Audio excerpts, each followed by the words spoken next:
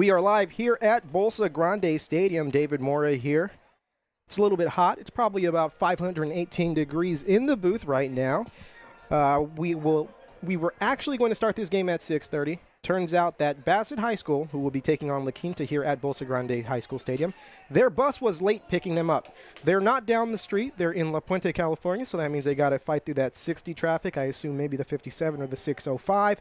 If you've ever taken those freeways, anytime around 4 o'clock, you know how crazy they are. So this game will now be starting at 7. Originally, our graphics said 7, then we switched it to 6:30.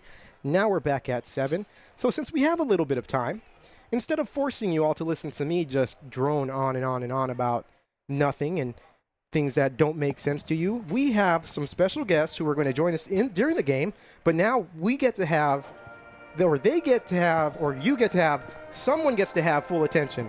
The full attention is going to be on you two ladies, so go ahead and introduce yourselves. Without further ado, who do we have here? Hi, I'm Kimberly Alvarez. I'm a senior at La Quinta High School. Hi, my name is Remus, and I'm a freshman here at La Quinta High School. So we got a senior and a freshman here? Yes. Okay, awesome. So what sport do you two play? So right now it's flag football season, and we're both on the team. I also play soccer, and I do hurdles and track and field. So a three sport star? Yes. And what about you? Oh, I'm also on flag. So flag, but then, so you're a freshman. What else are you going to do if you're going to do anything? I'm planning on doing soccer and track. There we go. So kind of following in her footsteps, right? Mm-hmm. So as a senior, right, first year of flag football, right? First year? Yeah. Yeah. How important is it for you to like establish like this sense of tradition, like to create something that then the freshmen and then like the 8th graders and 7th graders who are coming in, how important is it for you to establish something and leave something for them that they can build on? Well, for me personally, I think that I like want to leave my like footprint like there. Like I really want to make a statement, you know, like be known as like not only like the first like group of girls that like started the flag football team, but like as like a player that, you know, they could look up to and be like, oh, I want to be like her. I like that. And what about you? Since you're a freshman, right? You got a senior here. Like for you as a freshman, it's a little bit different, right? You've got 4 years to go. So like for your first year, what are you really looking to do? I'm just planning to follow her footsteps and try to be as good of a leader as she is. I like that. I like that. See, that's awesome. So we've got it right here, the freshman and the senior. So what made you two want to play flag football? So for me, I think like being like really athletic and like just like I'm really energetic. So I thought like a third sport would be like really good for me. And I thought like it'd be like a good thing to brag about too. I like that. You know what? I like that, right? You're like, do you ever like kind of get into it with like the boys? You tell them like, hey, I would have caught that ball, or this is what I would have done. I would have made that juke. Sometimes, yeah. You have to, right? Yeah. You have to. You got to show them who's boss. And then like, what about you? Like, why flag football? I played flag football for 2 years in middle school. Okay. Yeah, so like it kind of inspired me to do it again, and it's been a great experience honestly so far, and I've just been loving it. It's great. So you two both play. So have you both playing soccer? Like, have you been playing soccer for a long time? I've been playing soccer since I was around like 12. Okay. And what about you? No, not really. No. So since you've been playing soccer for a long time, soccer can get like physical, right? Yes.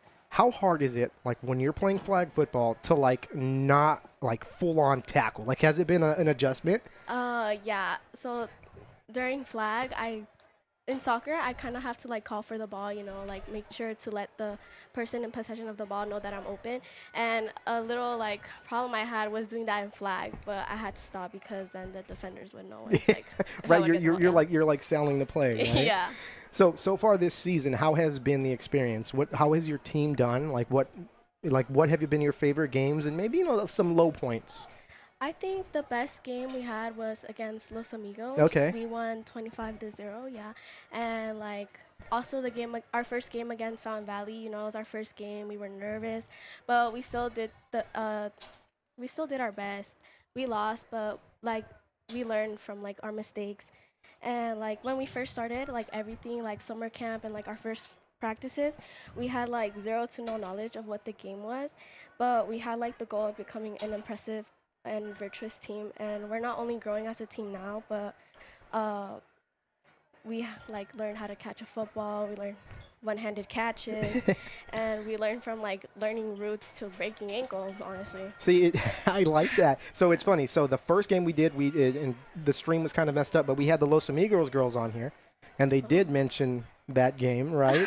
But every game is a learning opportunity, right? Yeah. So like what was the score for the Fountain Valley game? It was 36 to 12 or 6. 36 to 6. Yeah, I think so. Yeah. So you guys were on the wrong side of that one, right? Mhm. Yeah. But you learned a lot from it, right? Like you were Yeah, able to we take did. things, right? Yeah. And kind of like improve. Mhm. So what's your record now? Like since So we're kind of going through a rough patch right now, but it doesn't. no, it Make doesn't us a define lesser you. team, yeah. Exactly. But we're gonna step up for our next games. Yeah. So like I've seen the schedule. Like you don't have 10 games like the boys. It's No. like 20 something, right? Like there Yeah. are a ton of games. So I mean, you lose 2 in the grand scheme of things, 3 or 4. That's still not that bad, Yeah. right? And it's all a learning process because Mhm. everyone's kind of like in that same thing. Yeah. You know, I look at a lot at like history stuff, and I'll see like the first boys varsity teams like in all our all our district schools, Mhm. like their first seasons are always like 0-8, like Oh, yeah. 1-9. Like the only team that I've seen that actually had some success, they were 4-6 in their first year. So Oh, wow. it's like that first year is always a growing pain. But I think all of our flag football teams are probably going to have better records, Mhm. you know, their first seasons than like the boys did, like back in the 50s and 60s. It's different. So it's cool to see. So like, what lessons can you take from flag football and like apply them to not only life but like academics?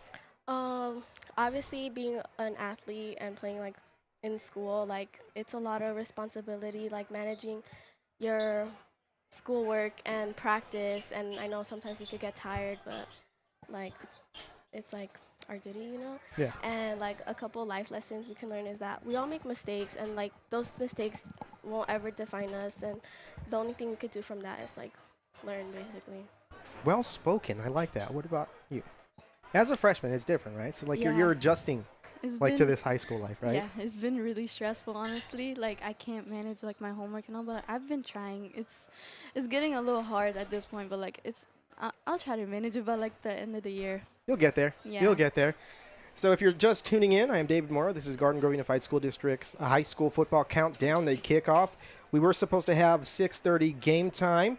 Bassett High School's bus was late in picking them up, so the game has been pushed back to 7 o'clock, and right now we are joined by some flag football players from La Quinta, some amazing athletes, and we're just getting to know them. So tell us a little bit about stuff like outside of athletics. Tell us about like the La Quinta campus life, because I work at the district office, so I get to see like a lot of the different campuses, and over my time here, like I've seen like La Quinta as one of the most spirited campuses. So like being there, right? You've been there for 4 years, like from your perspective, how it's been, and like you being a freshman, like how it's been for you getting there.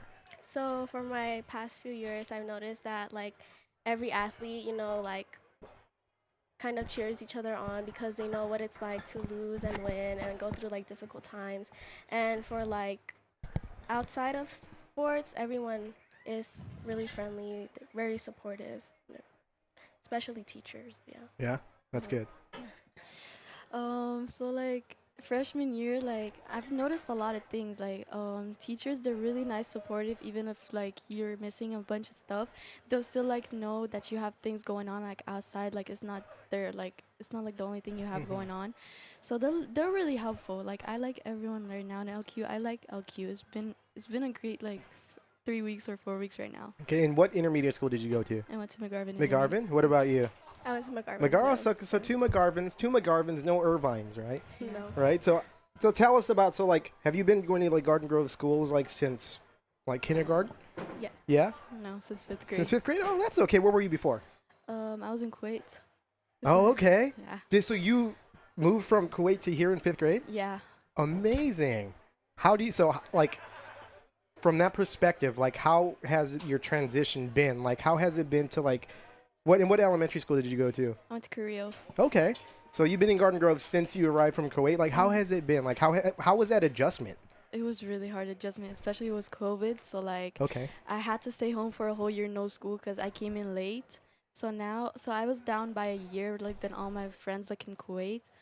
Um, I liked like being there, but it was really hard adjusting because like in my old like in Kuwait, like I had different like I had one teacher for all subjects, but now Okay. here I had to like manage like extra homework because I was not used to like that much homework and that much like knowledge. I think I was like on a like a down like a lower level. Okay. Yeah, but it took a while to like settle in, and like it was good at the end. Did you have like a lot of support like at your school Yeah. of people who like kind of like help you get like accustomed in doing all that? Yeah, my 5th grade teacher, she was the best. She helped me by like get through it a lot. Shout out Miss Favreau. There we go. I love it. That's awesome. And then like for you, like how has your experience been like in our schools?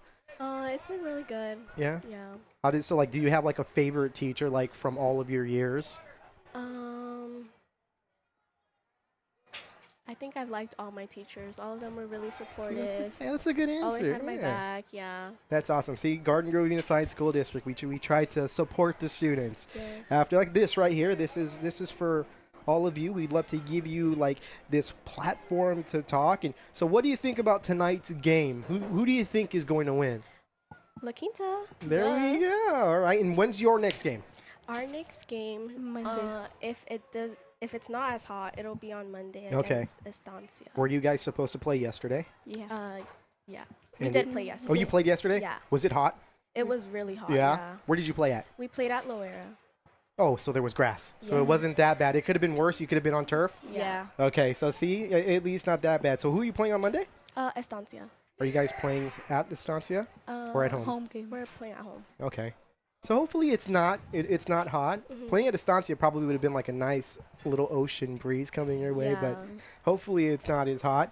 You know what? I don't want to keep you guys up here for too long. It's hot in here. I don't want you guys to mount. You guys got to keep hydrated and keep the muscle on. So I thank you for joining in. Do you guys want to give like any shout outs or like one last thing before you leave? Shout out to Coach Jose And and Coach Coach Colby. Colby, the best coaches out there. Shout out to my defense, my offense, everyone. Oh yeah, shout out to our QB, obviously. There we Our go. injured players as well. Oh, We yes. love you all. There we go. And you know what? We're going to try and get out there to cover some of your games, maybe record a few or do something like that. So we look forward to seeing you. Good luck the rest of the way. Good luck in your senior year. Thank Good you. luck in your freshman year. Thanks. And good luck the rest of the way. Thank you for joining us. We appreciate you guys. Get back down there, cool down. There's a lot of shade down there. Probably a nice little breeze. Yeah. All right? And enjoy the game. Thank you Thank guys. you. Remember, Thank you. tell everyone they can watch this, Mhm. forever because it's going to be on YouTube. Mhm. Yeah. So share it out. Let's get some views. They can subscribe and leave some Okay. comments and talk about how great you two sounded because you guys did a good job. All right. Thank Thank you you. so much. Thank you Thank for you. having us. Of course, La Quinta Girls Flag Football represented here on the stream. Once again, David Mora here, Garden Grove Unified School District Athletics High School Football Countdown, the kickoff. Game time adjustment was supposed to start at 6:30, so we would have been 3 minutes away from game time.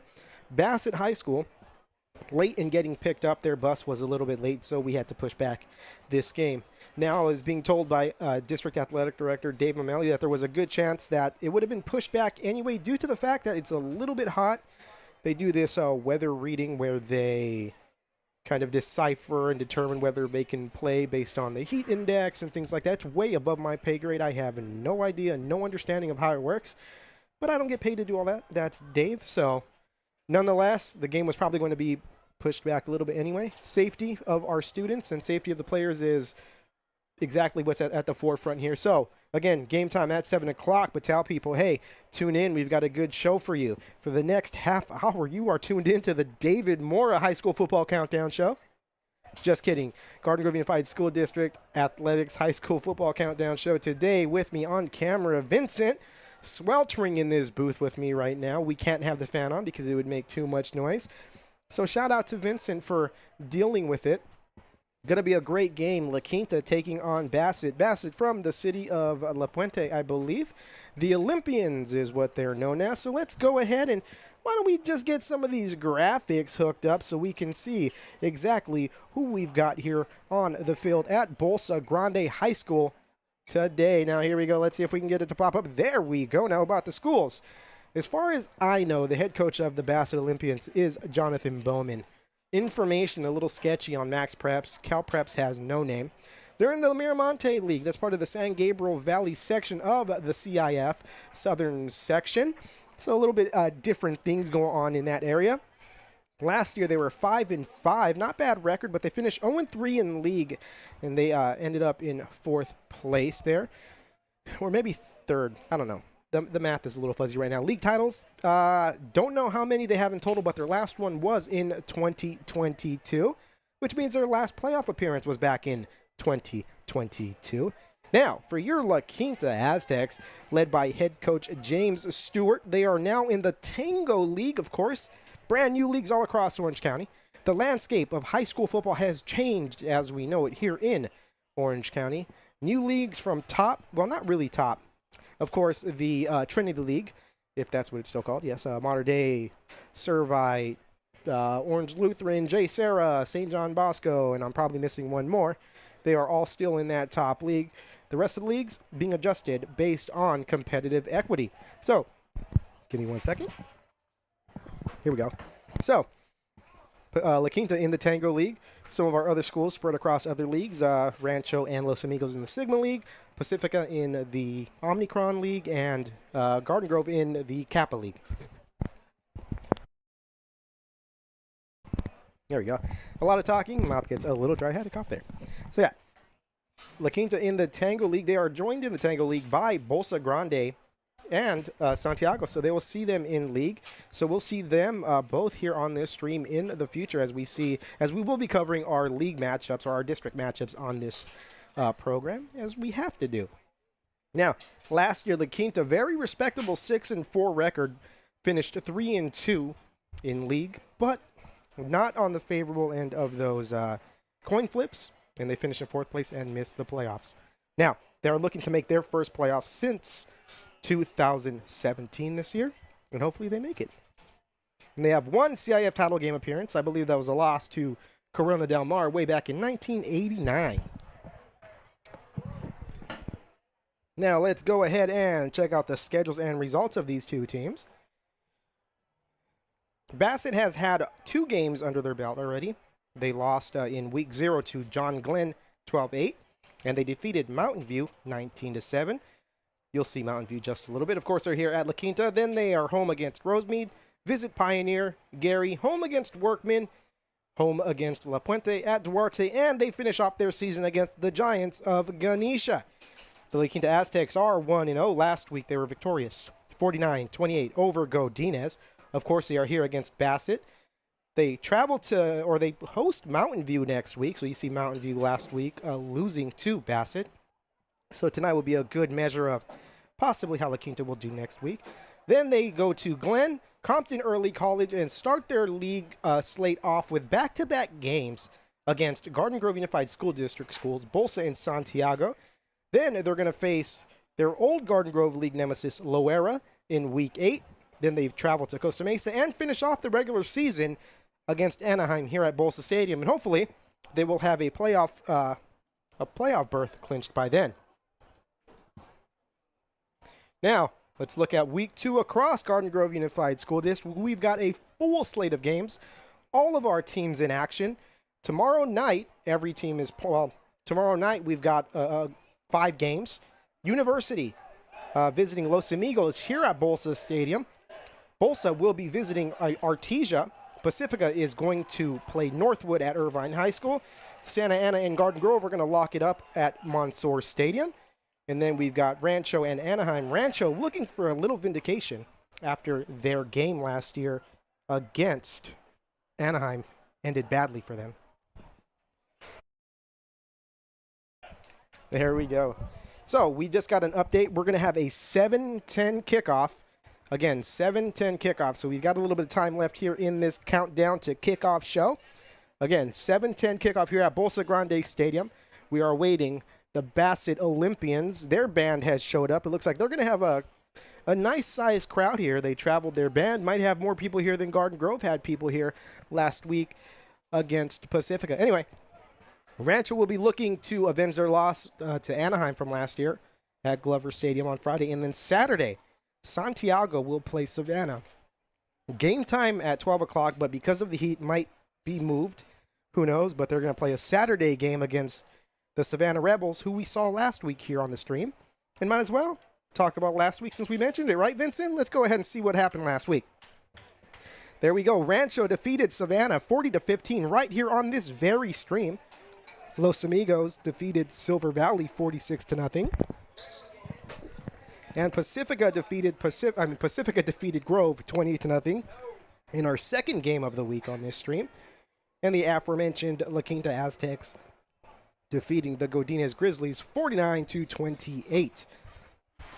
And a not so good score there from Santiago as they lost to Westminster 45-0.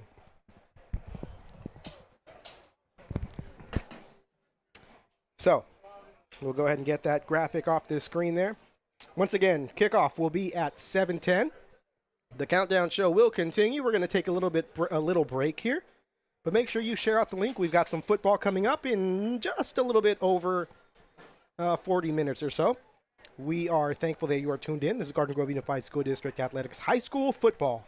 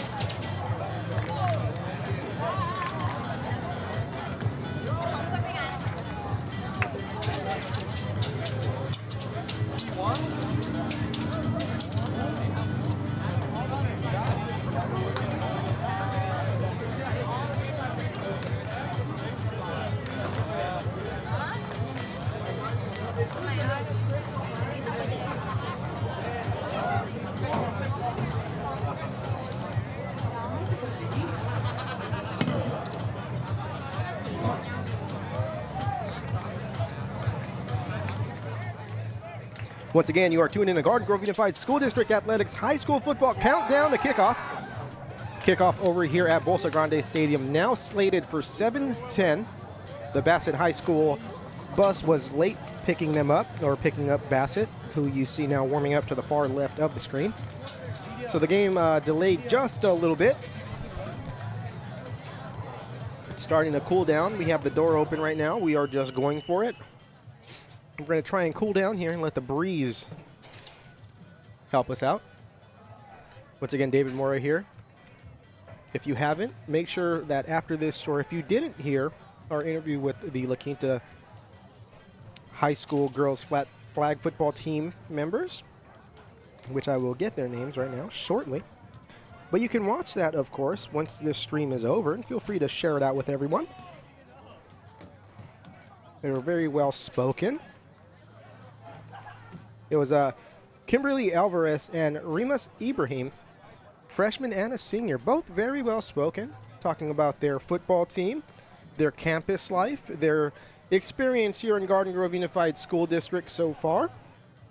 Rimas coming from Kuwait in 5th grade to Garden Grove Unified School District. So interesting that the backgrounds of our students. We have a district that is, very diverse.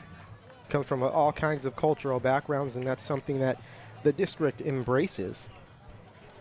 Now, while I'm here, let me tell you about an event that we have coming up here, Garden Grove Unified School District.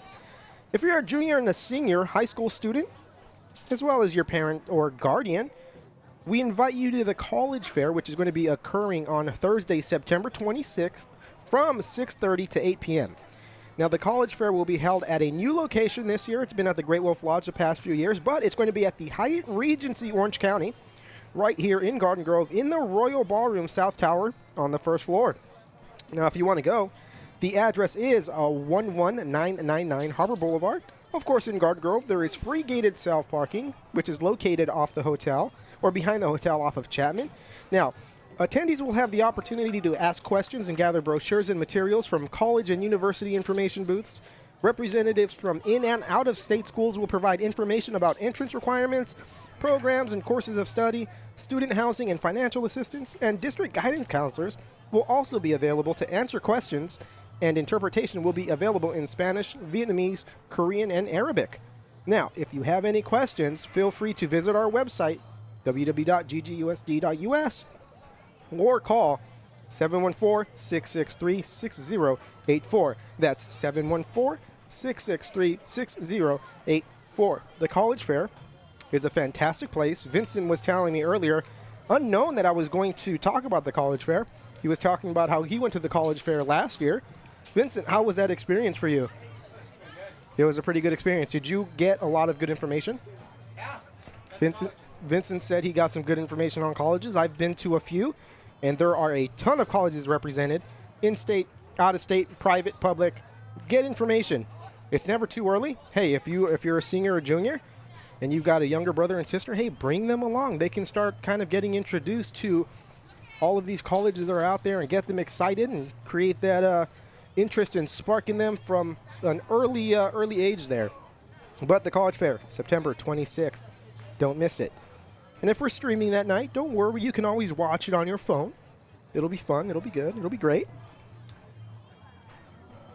Again, you are tuning in the Garden Grove Unified School District Athletics High School Football Countdown to Kickoff. David Mora here. We are about 25 minutes away from game time.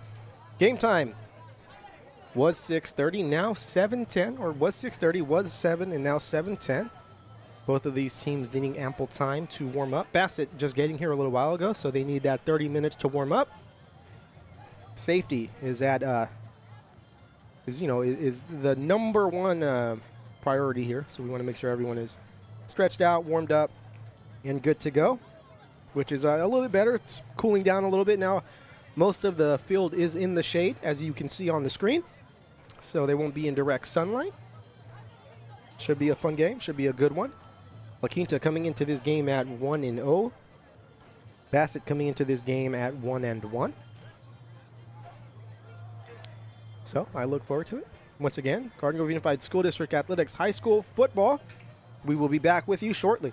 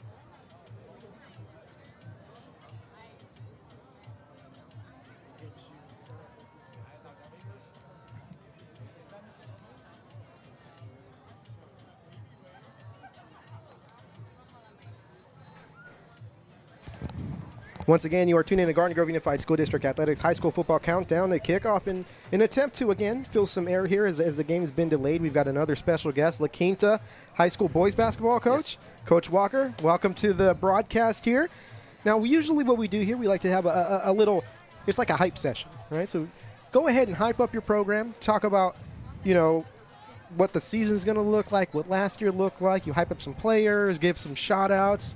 Basically open mic for you to just, talk about the Aztec basketball program. Yeah, so we're very excited. This is my first year here. So Okay. We started in the spring and played a bunch of basketball in the spring and in the summer, and now with the regular season's a couple months away, but we're getting started. I'm very excited. So where did you come from? The last place I was a head coach was Artesia High School. Okay. We just mentioned Artesia. Bolsa Grande playing Artesia in football tomorrow night. So there yes. we go. Yeah. Yes. Look at the connections. They all interweave here, right? Exactly. So who are some of the players on your basketball team that are going to be the players to watch or your key players going into next season? So I think one of our strengths is that we're pretty deep. So we've got a lot of players that are going to really help us.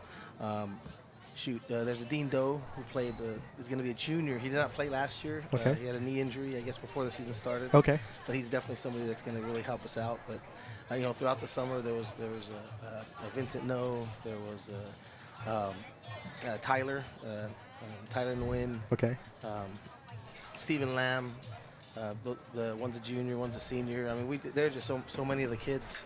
Anthony Castaneda is a returning player. Vinny Nguyen's another returning There player we that go. can really shoot the basketball. So it's interesting that we're going to be pretty deep. So I'm pretty excited. Now, a lot of your players, do they play other sports too? Do they dabble in other, or are they just focused on basketball? Oh, they've been mainly basketball players. Okay. So that's it's nice because I get to see them year round. But Yeah. we also want to promote them playing other sports, and I think they may do some things in the spring. But There we go. in regards to the fall, there aren't many that do that. And there's nothing wrong with focusing on that one sport, especially if the coach is going to be saying, hey, go out there and try other things. Sometimes your heart is set on, hey, I just want to play ball. Ball is life, right? Correct. That's where it comes from. It's hard for me though because I played 3 sports in high school. Okay. And I ended up playing baseball in college, but I fell in love with basketball. But Yeah. while in high school, I was able to do 3 sports. It was a long time ago, and that was really promoted, and they didn't really have a lot of off-season Yeah. for the next sport. Yeah. Once one ends, they push you into the other one. It wasn't Hey, really- you bring that up, and we sidetrack on this broadcast a lot.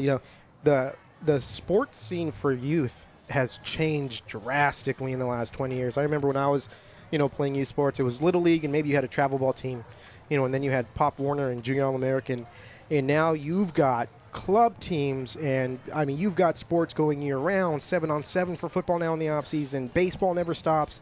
Soccer never stops. It's a good thing to see because the kids are being active, but then it's like there's no break, right? There's no chance to kind of relax and rest, and Correct. you're just going in. And basketball for a while now has been that way with club being so Yeah. important. And then there's a positive that the kids get to play, but the negative is that they're not getting involved in other sports. And there's also a lot of times, depending on the program they're at, they're not really coached well sometimes, Yeah. or they're not taught. The things that are focus is important. different. The focus is Yeah. very individual. Yeah. When you get to high school, we're hoping that the focus is on the team, Exactly. and the school. Yeah. But there's really in the club situations, there's not that much loyalty. It They is- play so many games that Yeah.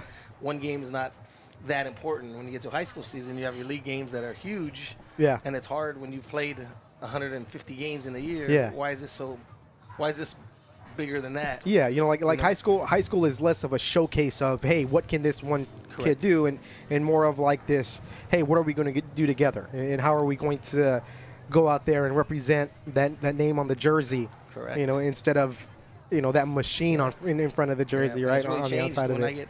if I get college coaches that speak to me now, it's about all they ask about is their character and their grades. They don't need to know how they play because they've seen them Oh, yeah. play for so long. We're seeing, on Instagram, you're seeing kids, from age 5, 6, 7 on. Now you can follow them all the way through. Where 20 years ago, you might hear about this Yes. amazing stud kid, and you don't really see them until they get to high school. And if their game is televised, that's when you see them. Correct. But now it's there's no end, right? Oh, exactly. Media has just exploded, and Correct. That And was- even on the high school, because now when that started being allowed year round, because back before we weren't even allowed to work with kids outside of the athletic right. period. Now you can work year round, and you want to give them a break, but then you see the next team across the way, and there is no break. And, Yeah, you know, like, it's a fine line to like, you know, I see it now with football, right? So it was before, like, hey, from August until December, like you see your football teams together.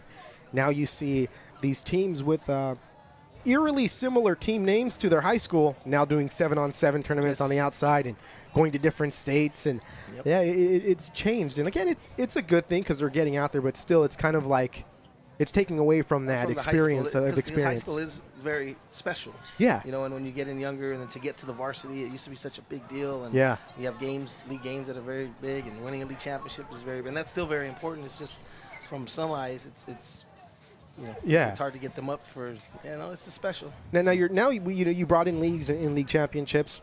You coming in new, now everything's changed, right? Yes. No more Garden Grove League now in basketball. It's the Orange Grove League, right? Correct. So we are, and that's interesting too because that's a whole brand new situation. For me. So and it depends on each sport is different and playing the different teams and so forth. So. Have you began to kind of look at your league placement and seeing who you've got and maybe kind of? Yes, and we played a couple of those teams in the summer and although the summers again. It's so different because of club ball or vacations, or you don't really know if they have all their players. If we never at one time had everybody we have now, but I think it's going to be a very competitive league, and we have a chance to do well. So what other schools are in your league this cycle? Bolsa's in our league. Perfect. Magnolia's in our league. Okay. Century is in our league. Okay. And Saddleback's in our league. So it's 5 teams. Yeah. So you know what? So those are no long travel. Those are pretty local. You've got some Anaheim, of course, being Bolsa. And, I mean, we've done basketball streams over the past few years, and that's always, no matter what it is, Bolsa and La Quinta is something we circle because we know both fan bases, no matter what the record is, both fan bases are going to come out and support. So that's awesome to keep that league rivalry going. And I really like, for me, because I've been the head coach a long time at some different places, and it not being a transfer league. It's a very home league, so it's very it's fun for me because I think that's what high school is supposed to be. You play for the neighborhood, and you don't need to bring other people in and let those teams play each other. Yeah, you know, and because there's even though it's not followed, there still are rules that you're with the quotation marks that because everybody else is doing it's okay, and I've never felt that, and that's for me. That's why I'm excited because this is a good fit. That's very very straight and very. An organized, nice situation. Very good school, very, very great people, great administration, and the kids are good. And I'm excited because again, we're playing other teams that are going to be in our same level. Yeah, the same kind of mode and same kind of like. Yeah, and I don't mind it at all. It's just that I'm more towards the old school. I'm not a fan of getting transfers, and we need a guard, so we're going to get this guy, or we need a big, so we're going to go recruit this player. And I like the fact that I don't think we're going to have to do that to compete. So you said you were at Artesia, right? Yes. How long were you at Artesia? So I was there for 8 years. I still teach there, actually. Okay. So that's home of the O'Bannon brothers, right? O'Bannon brothers, James Harden. Oh, see, there you go. So a little basketball factory. So I coached again. I was actually the head coach at Bellflower when James Harden was there. Okay. He's come back and given to the school a little bit. And my assistant is the head coach there now. About 4 years ago, I stepped away. I was ready for a little bit of a break, and I assisted at Downey High School for a while. Okay. With my really good buddy of mine. That's a very good program. My last year there, we were 26-4, and he's actually Coach Shelton. He's retired in the Hall of Fame as a basketball coach, and he's going to be my assistant now. Oh, so there we go. So I'm very excited. You got a secret weapon with you. Yes, I'm very excited about that. But so it was fun, but it was nice. It's nice to get here because a little bit different atmosphere. So did you grow up like in that San Gabriel Valley area? In Rosemead. Okay. So the San Gabriel Valley. Okay. Did you go to Rosemead High? Cantwell High School. Okay, Cantwell, right there in Montebello. Yes. Yeah. It was an all-boys Catholic high school. Yeah. I went to school there. My father, he went to Montebello High School. Oh yeah. Yeah. So yeah. But I made all CIF in football, basketball, there and we twice go. in baseball. There, put it out there, Coach. Yes, there we go. And ended up playing baseball at UC Irvine. Okay. But while I was there, I fell in love with coaching. I roomed with a basketball player. I got to go to basketball practices. I ended up, even though I was playing baseball, I fell in love with the game of basketball. You know what? I growing up, I was always football and baseball, and it wasn't until literally last year started playing basketball. And it's just, for me, like I go and play basketball at lunch. I go to behind the district office. We've got a basketball court.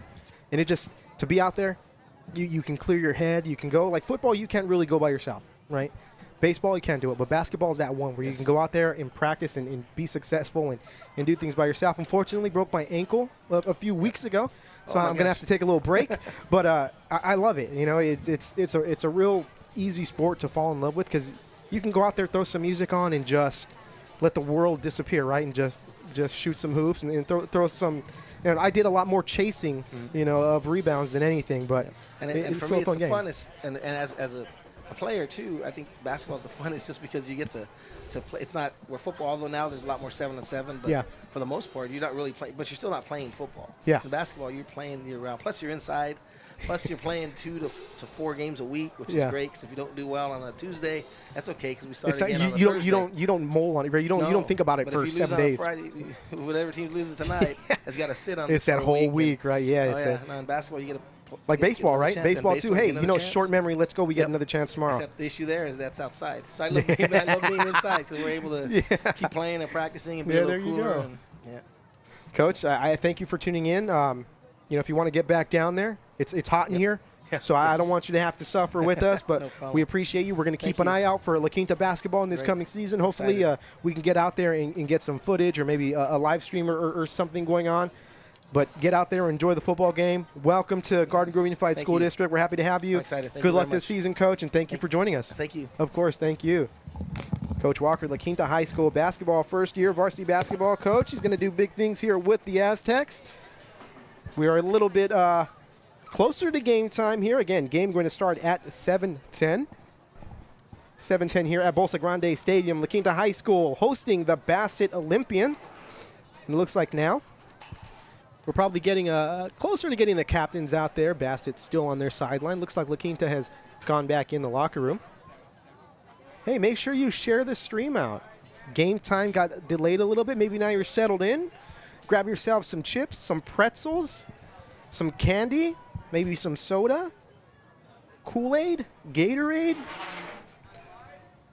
We've got high school football. I'm excited.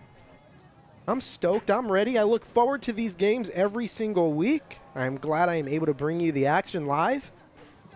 Later on, we will have District Athletic Director Dave Mamali joining us. As always, he brings the knowledge of sports here every single week. He also does a lot of the photos. Actually, he does all of the athletic photos that you see posted on not only our district social media channels, that's Garden Grove USD on Facebook and Garden Grove USD on Instagram, but he also does a lot on the Garden Grove Athletics or GGUSD Athletics Instagram, so go ahead and follow that. And if you're an athlete, all of those photos are free. Right now, we're going to get into the national anthem, so we'll be taking a break.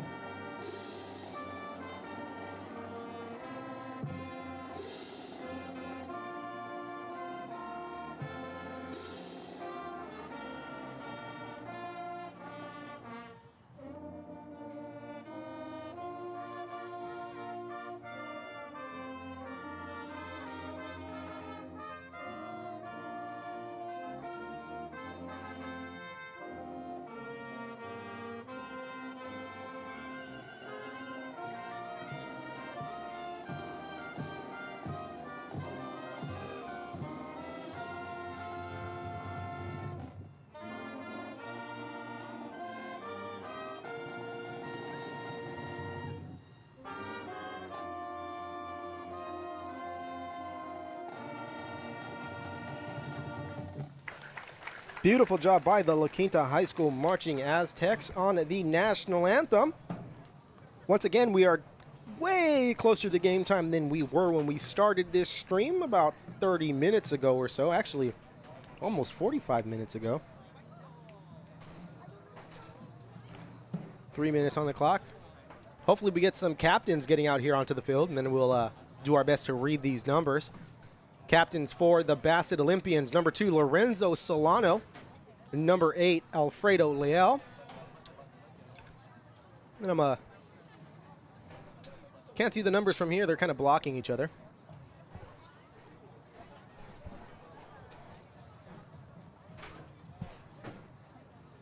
So hopefully we can get them red once they give us that point of view or that clear view.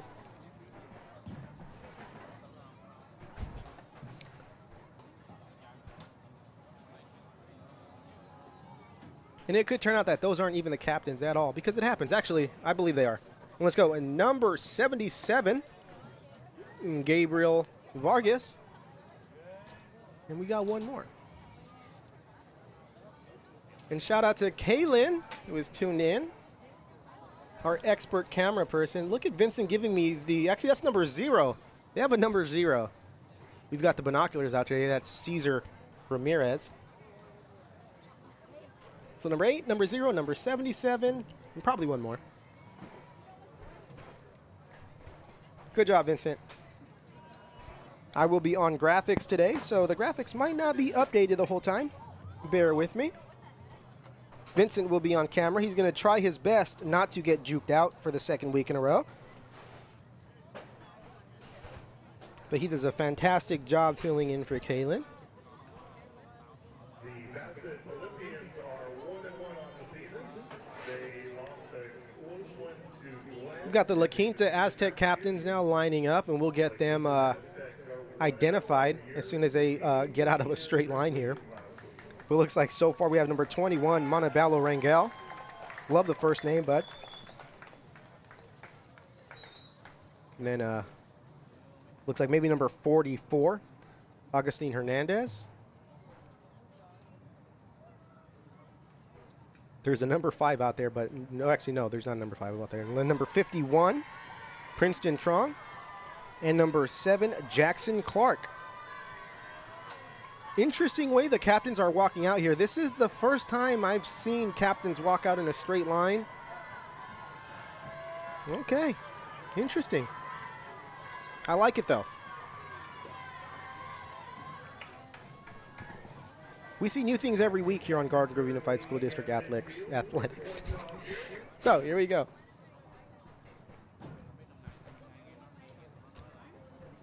Kaylin wants perfect shots of every touchdown, Vincent. So here we go. Usually they don't have their backs to either side of the end zone because that means that's when you are basically defending, unless they've already done this. They could have done the coin toss before and have everything figured out, but who knows? Actually, no, they're doing the coin toss now. He's showing the coin. So not sure what this angle is. I'm going to have to ask Dave O'Malley what exactly this is. This is a new one. I'm telling you, we've done dozens of broadcasts.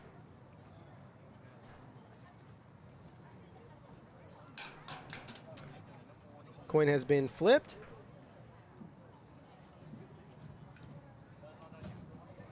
Looks like La Quinta has won the toss. They will elect to receive, and looks like Bassett is going to defend the freeway side of the field here at Bolsa Stadium.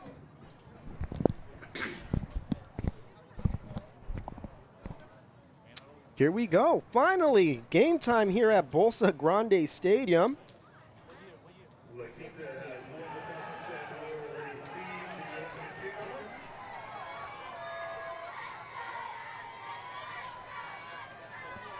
So here we go, Bassett kicking off to La Quinta High School.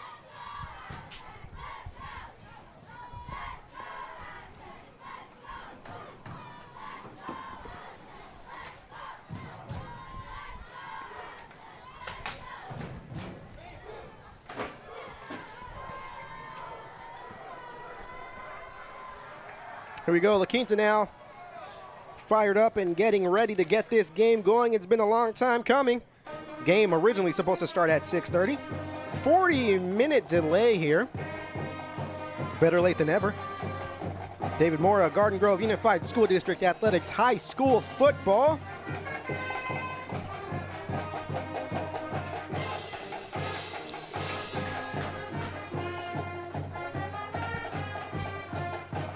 Not a bad turnout by Bassett. It's about the same amount as Garden Grove pulled in last week. Bassett just a little bit further than Garden Grove High School from Bolsa.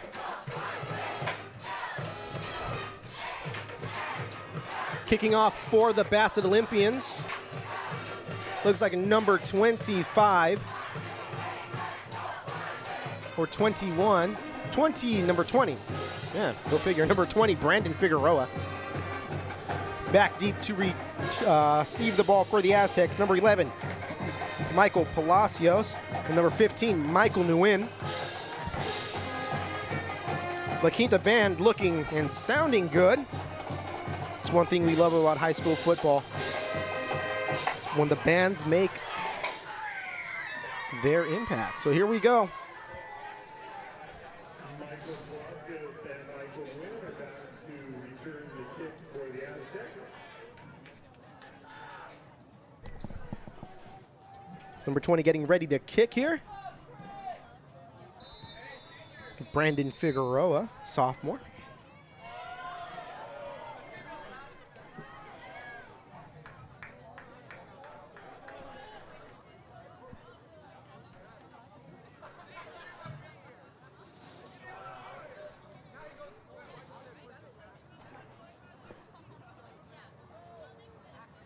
Brandon Figueroa. And we are underway here at Bolsa Grande Stadium. That kick not going to be returned as it bounces around the 3-yard line and then heads out of the end zone.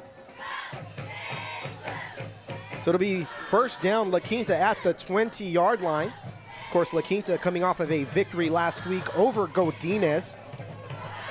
They tamed the Grizzlies 49-28, I believe, or 48-29.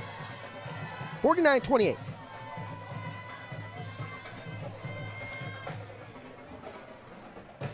Expect a lot of running here by this La Quinta team. Cooper Starnes returning for the Aztecs. High impact player from last year.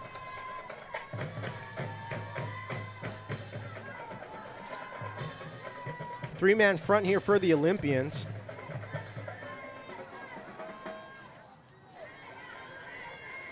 Aztecs lining up under center. Palacios in motion. That pass to number 22, that's complete at the 30-yard line. It's going to be a first down. That reception by Jeremiah Latu. It's going to be a first down for the Aztecs as they right away get some positive yardage on their first play of the game.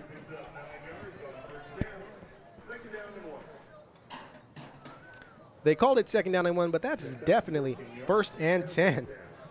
Ball at the Aztec 34-yard line.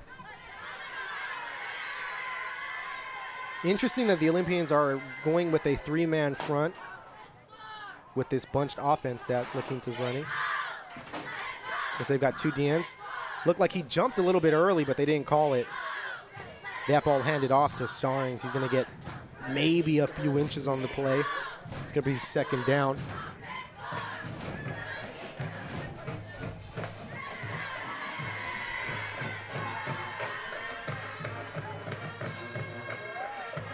They gave him 2 yards, so not bad. Second down and 8 from the 35 and a 9/10 yard line. Ball may be touching the 36-yard line there.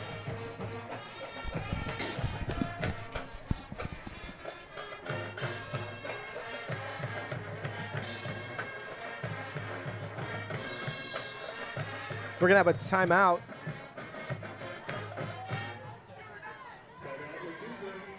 Timeout La Quinta, so I don't know, early timeout. Quinta coach did not look too happy that he had to spend a timeout less than 2 minutes into the game.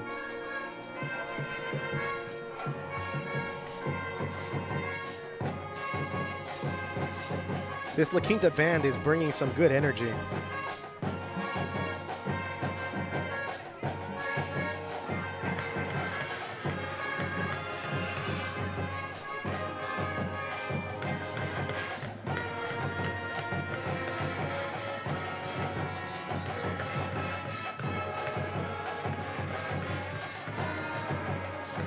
So here we go, when we resume play, it's going to be second down and not 9, but 8. I know it says 9 on the scoreboard, but it is 8 yards. Ball on the 35.5-yard line of La Quinta.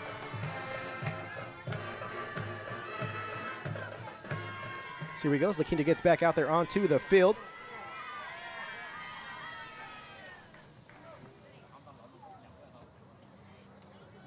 Handoff, it looks like, to Palacios. He's going to get a few yards on the play. Ball at the 40.5-yard line or so. Brings up third down and about 4 yards here for the Aztecs.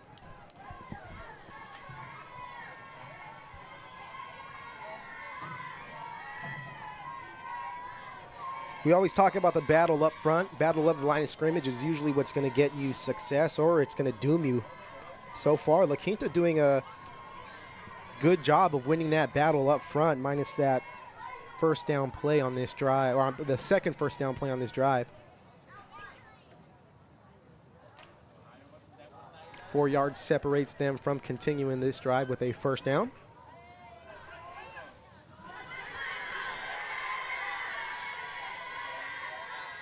Jackson getting ready to take the snap. Keeps it himself around the left side. He's got some room at the 50, at the 45, the 40, 35, 30, 25, 20, and brought down at the 18-yard line. Jackson Clark with a nice run up that left sideline. It's going to be a first down for the Aztecs, who are now in Olympian territory. In the red zone, ball at the 18-yard line. Beautiful run by Clark. That's one thing about this La Quinta offense, a lot of misdirection. It's got that old school feel. Again, I think the Olympians with a three-man front doesn't really land in their favor here.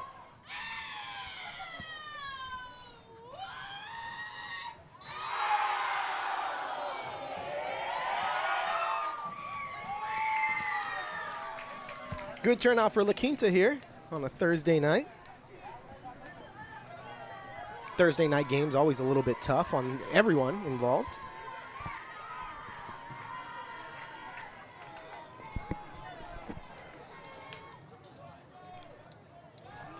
Well, it looks like Jackson Clark is going to have to go to the sideline with some uniform issues.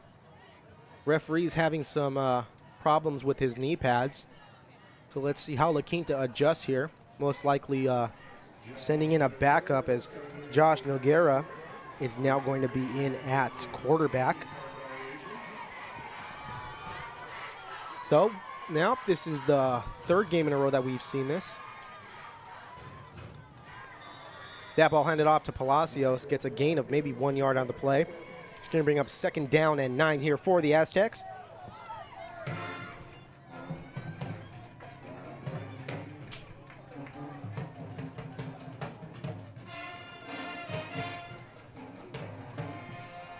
Jackson Clark right back into the game. Again, adjusting those knee pads. Hey, you know what? Maybe they're just, going up as he's running. So hopefully the referees take notice and he doesn't have to come off the field too many times here tonight. So here we go, second down and 9 to go for the Aztecs from the 16 or 17-yard line. Starnes keeps it himself again around the left side, still on his feet. Dragging a few Olympian defenders with him. He's going to have the first down. It's going to be first and goal for the Aztecs at the Olympian 8-yard line.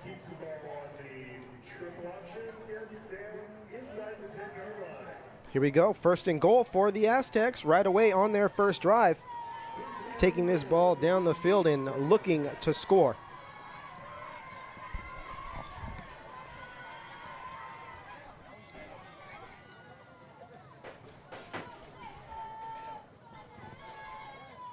Noguera into the game for Michael Nguyen.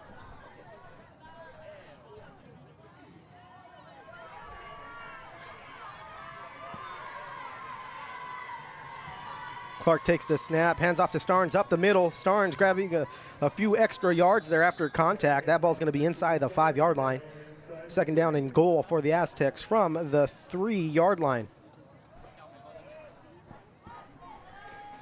Aztec offensive line getting a good push off the snap. Again, you are tuned in to Garden Grove Unified School District Athletics High School Football. David Mora here bringing you the action from Bolsa Stadium on a sweltering Thursday evening.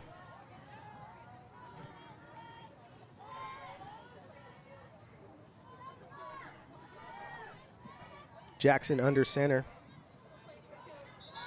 We've got a penalty on the play. It's going to be on the Olympians, so the Aztecs going to get 1 yard closer to the end zone. Ball now on the 1.5 yard line. Replay second down.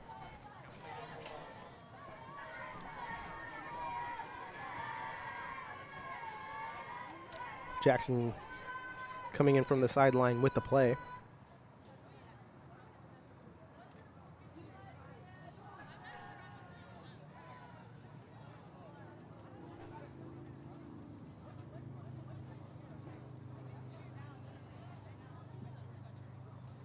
Jackson takes the snap, hands off up the middle. That's going to be a touchdown for the Aztecs, as they're going to take an early 6-0 lead here. 5 minutes and 42 seconds left to go in the first quarter.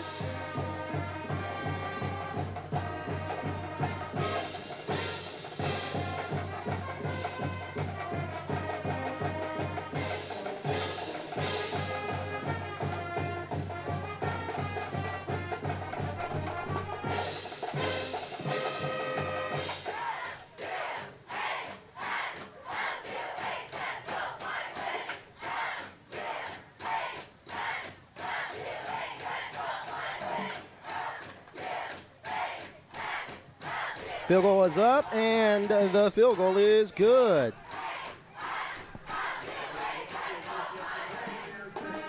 Aztecs 7, Olympians 0 here in the first quarter. The Aztecs with a nice, we're going to do the math right here, 5 minutes and 18-second drive here. No, 6 minute and 18-second drive. Had the ball for over half the quarter. We're going to see Bassett's first offensive drive here. Back to return for the Olympians, number 1, C.J. Kleinfelter. It looks like number 24, Angel Rodriguez. Actually, no, number 0 is now back deep, Cesar Ramirez, as he switched with Kleinfelter. Kicking off for the Aztecs, number 11, Michael Palacios. Michael Palacios to kick for the Aztecs.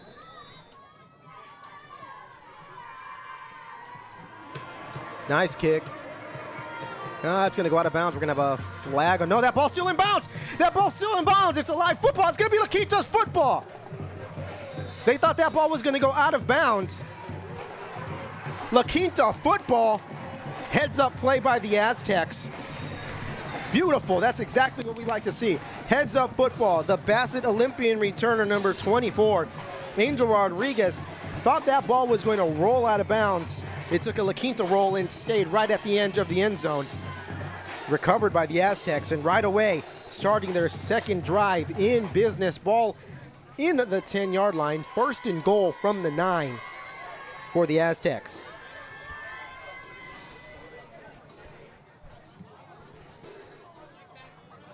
You can't ask for a better start if you're Coach Stewart right now. Your offense did a good job driving the ball down the field, and your special teams just came up big for you to get your offense the ball right back.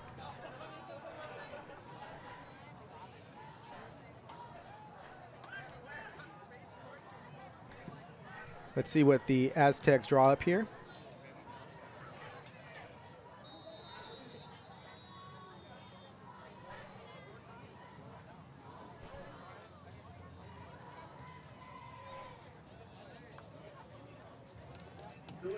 Delay a game on the offense. So La Quinta going the wrong way. Ball now at the 13-yard line, still first and goal. Hey, you can't blame them. They weren't expecting to get the ball back that quickly. But nonetheless, here we are, ball again in Olympian territory, knocking on the end zone's door. La Quinta.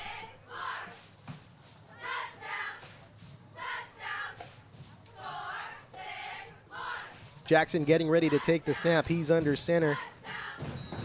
Another flag on the play. What is going on here?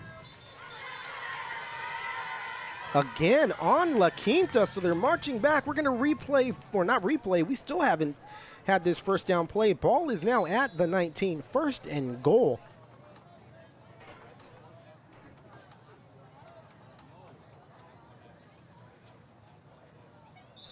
Another one. This is unbelievable. 3 flags in a row. Hey, this one's on Bassett, so we're going to get 5 yards the other way. Here we go. 3 flags in a row. It's laundry day here at Bolsa Stadium.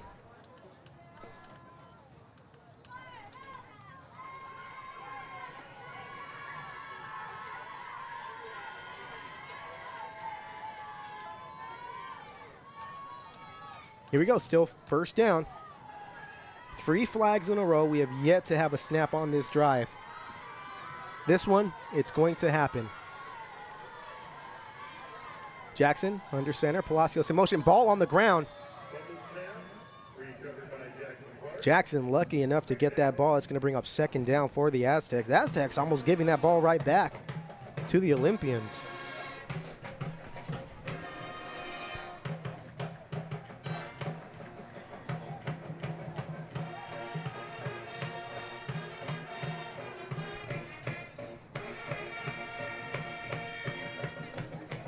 Hey, the Bassett band is now joining in on the action. They sound good over there as well. Maybe a little band battle at halftime. All right, here we go. La Quinta, second down in goal. That pitch goes nowhere. That ball carried by number 80, or number, yes, 89. Leland Latu on the carry. Third down here for the Aztecs. Still third and goal, ball on the 15-yard line. Aztecs have now had the ball for almost 8 minutes here in the first quarter. Bassett yet to take an offensive snap.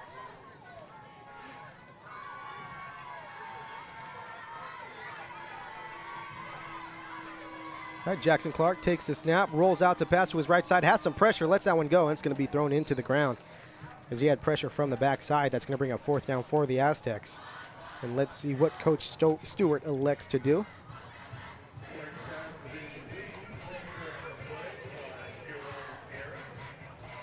Looks like they will be going for it. Not a surprise. High school kickers are hard to come by. Actually, no. We're going to have a field goal attempt. I spoke too soon. Palacio lining up to kick the field goal. We hopefully get to use our little used field goal animation.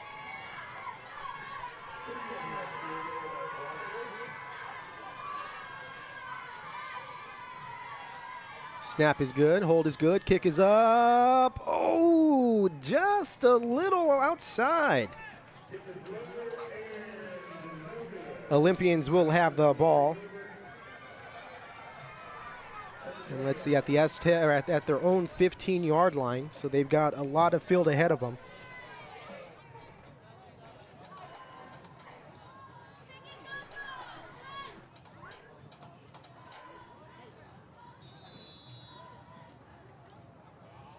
So let's see what the Olympians can do. Their first time here with the football tonight. 4 minutes and 14 seconds left to go here in the first quarter.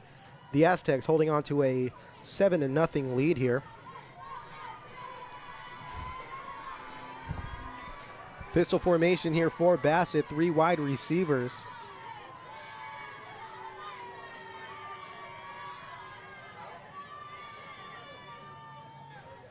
Trips right. Snap by number 7, handed off to number 0 around the right side. That was Giovanni Guerrero handing it off to Cesar Ramirez. He gets maybe a gain of 1 yard on the play. It's going to bring up second down for the Olympians.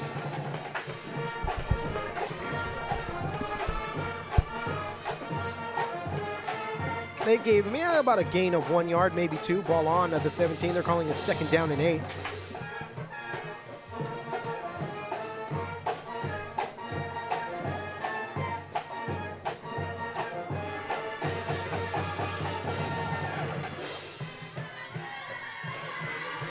Olympians getting onto the line of scrimmage for their second play of the game here. Guerrero. Ramirez in motion. Swing pass to Ramirez. He almost loses it. Gets taken down immediately by number 10, Joshua Noguera, and number 44, Augustine Hernandez. Loss of about 3 yards on the play. It's going to bring up third down and about 11 for the Olympians.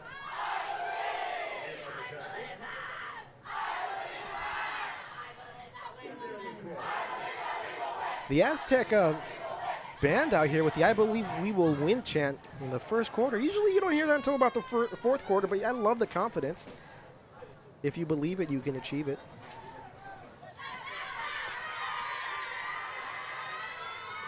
Four wide receivers, pistol formation for the Olympians. Guerrero in the backfield there with Ramirez. Guerrero only a sophomore. Takes the snap, drops back to pass, rolls out to his right. Fakes to throw and gets sacked. Taken down by number 71, Arturo Martinez. That's going to bring out 4th and 15 for the Olympians. Aztec defense ready to play here, as the Olympians will be sending out the punt team.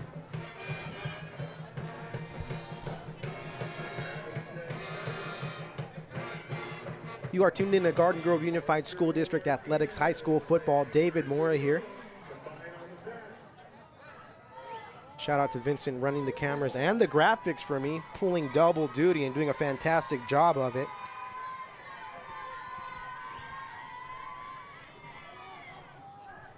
Punt. That's a favored, a La Quinta favored punt.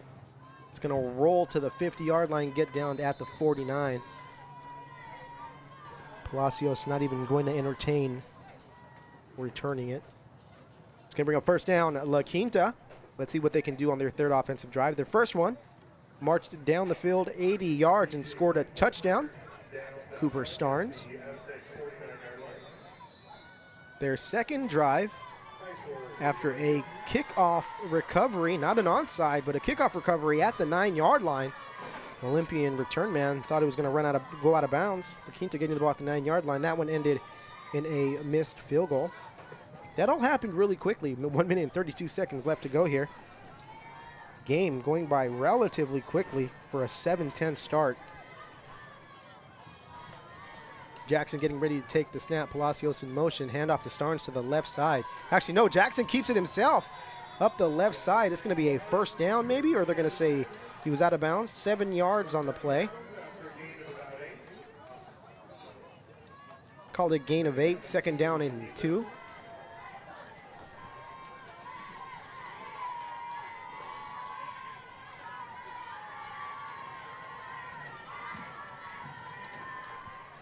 We're going to try a replay feature here. We get a play that we might want to see again. Probably should have done it on the kickoff. I was a little bit too excited, though. You don't see that too much.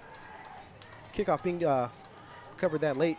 Pitch to Palacios over to the left side. Beautiful block there. Palacios is going to be gone. And guess what, Vincent? We're going to use the replay feature as he is brought down at the 2-yard line. Let's go ahead and take a look at that run again. Palacios with a nice little run there, as you can see. Gets the pitch. You see him in motion here. Gets the pitch around the left side. You see a beautiful block laid there by, looks like Cooper Starnes, as he runs, almost goes all the way, and then gets tripped up there at the 4-yard line or so. They're going to give him the ball at the 2. So nice little play there by the Aztecs, and they're in business. First down and goal. Ball at the 2 or 3 yard. Their ball's at the 2-yard line. Aztec run game working swellingly here tonight. Handoff to the right side. We're going to have a touchdown, Aztecs. There we go. You know what, Vincent? Let's go ahead and let's see if we can get a look at that replay one more time. We're going to be using this replay feature as much as we can. You see that there?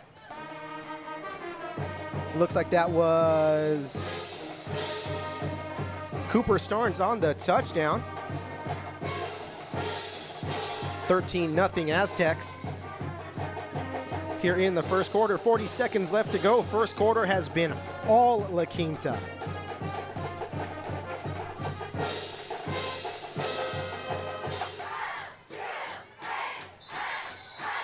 We got flags on the play. It looks like maybe offsides on the Bassett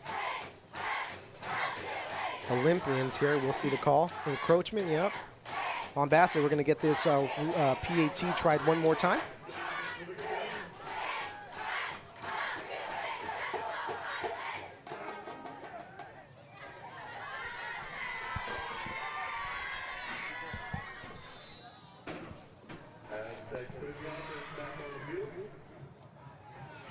Now the kicking team is coming off the field, and we're going to see the Aztec offense go back out there, try for 2 points.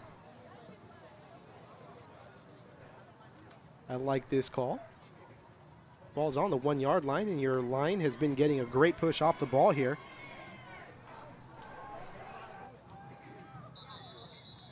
We've got another flag on the play. A lot of flags. Illegal substitution on the Aztecs. So it looks like we might see the field goal team run back out on the field. Looks like we're going to have a try for 1 here one more time. A lot of penalties here early in the game. 5 penalties in the last 4 minutes or so.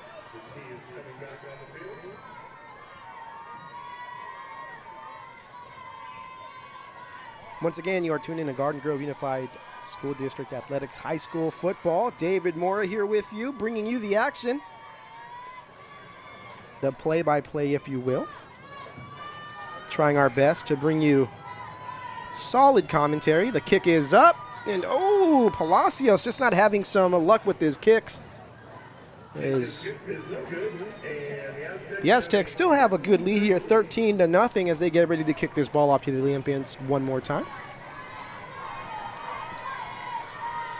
40 seconds left to go here in the first quarter.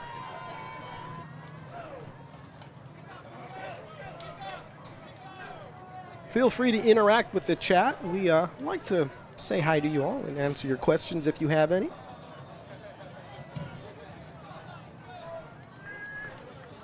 Back deep to return for the Olympians, number 24, Angel Rodriguez. And it looks like number 0, but we'll get the confirmation right now, maybe number 8. I believe it's number 8 there. Number 0, Cesar Ramirez. Palacios kicking off for the Aztecs.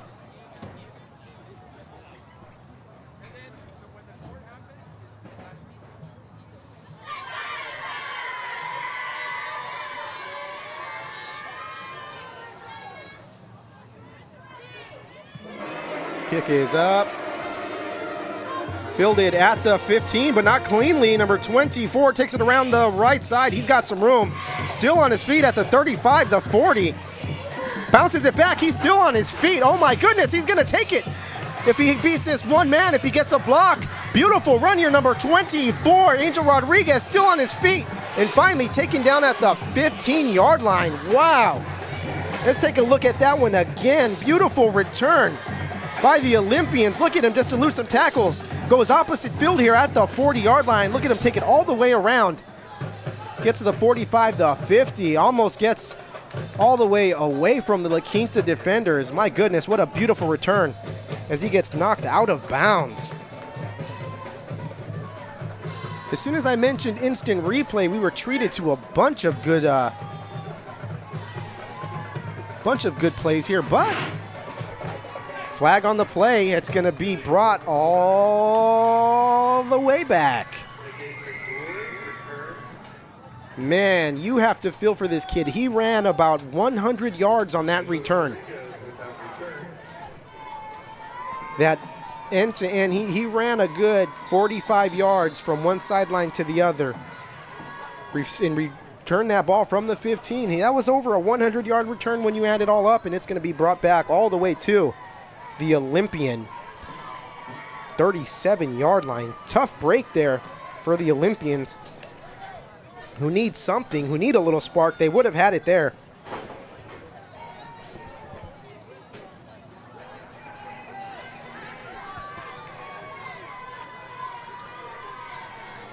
Guerrero alone there in the backfield. Drops back to pass, looks his right, throws deep to the right side. Ooh, just in front of the outstretched arms of Lorenzo Solano. Incomplete pass. That's going to bring up second down for the Olympians, but a nice throw there by Guerrero. he had the juice on it, just not enough speed from Solano to get that ball. Second down for the Olympians. We're going to have a timeout, La Quinta.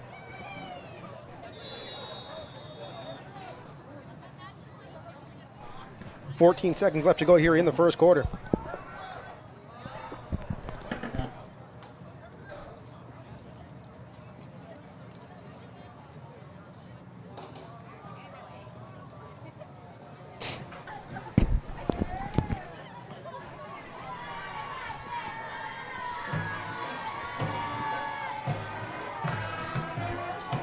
It's starting to finally cool down a lot more here in the booth.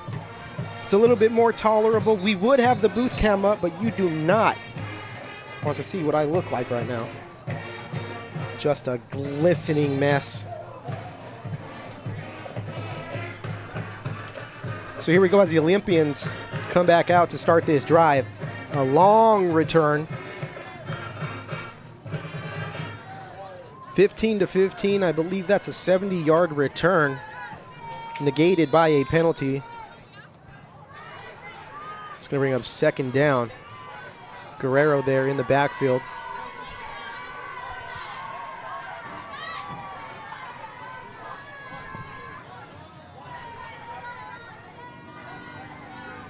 Pass over to the right side, complete to Ramirez, who's still on his feet. It's going to be a first down for the Olympians. 7 seconds left to go here as the clock stops. Both bands now playing at the same time. Battle of the Bands here at Bolsa Stadium. I like it. I like it. Garden Grove Unified School District Athletics High School Football, brought to you by David and Vincent. And Kaylin spiritually. She's here in spirit. First down, Bassett. Guerrero passing again, flag on the play. That one incomplete, intended for Solano. Ball just a little bit too high, but let's see what the call is. It's going to be false start on the Olympians, so first down and 15.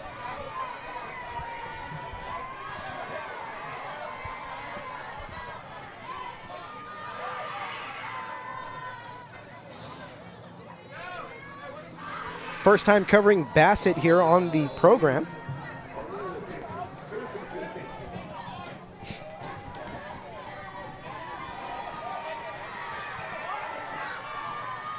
Unique nickname, Olympians. That's a first for the stream. We covered Workman. Workman's out there in Bassett's area. The Lobos, we've seen that before. The first Lobos on the stream, though, not Los Amigos.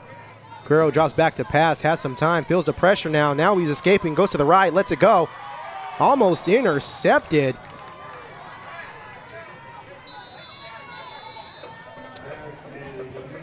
Looks like Leland Latu. Leland Latu on that one. Moving up second down.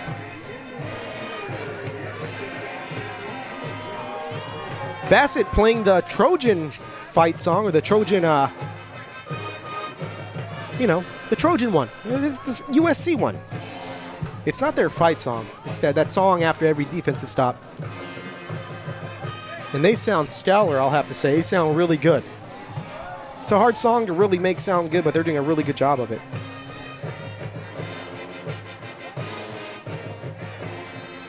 So you can say the Bassett Band came to play here tonight at Bolsa Stadium, as it's the end of the first quarter. Teams will be switching sides. La Quinta 13, Bassett nothing here on this Thursday night edition of Garden Grove Unified School District Athletics High School Football. We love Thursday night games, third one of the season here. We'll probably have more Thursday night games than Friday night games.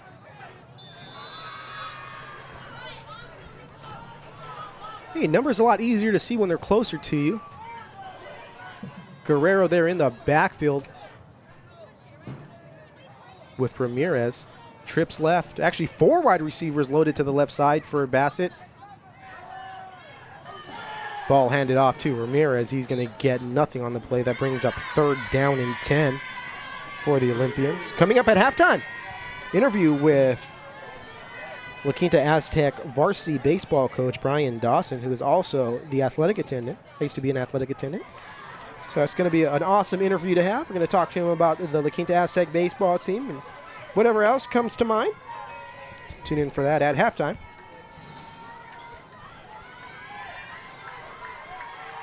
Third down here for the Olympians. Once again, 4 wide receivers loaded to the left side. Ramirez in the backfield there with Guerrero. We're going to have a flag on the play. It's going to be false start on the offense. So Bassett going to be marching back 5 more yards. Our offense just having a hard time getting anything started here. They had one positive play and then just a bunch of setbacks. Again, that big return before this drive getting called back.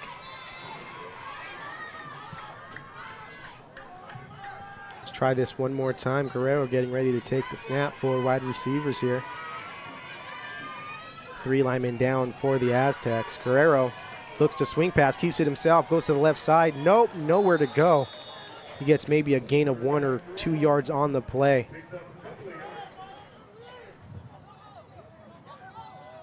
Looks like number 25, or not 25, 22, was number 22, Jeremiah Latu on the initial hit that brought him down.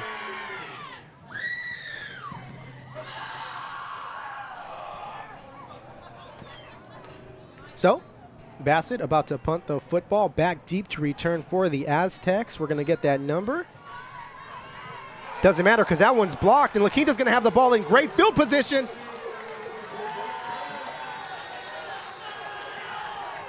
First down, La Quinta at the Olympian 30-yard line. It's field position, field position, field position, field position. Aside from that long 80-yard drive for the La Quinta offense on their first drive of the game, their last 3 drives have been started in fantastic field position, as this one's going to be started at the Olympian 30-yard line.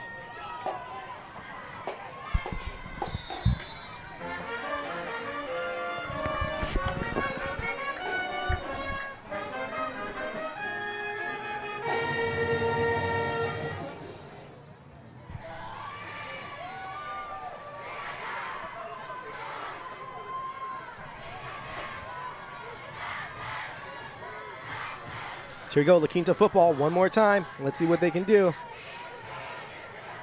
Pitch over to Palacios, who eludes one guy but gets taken down.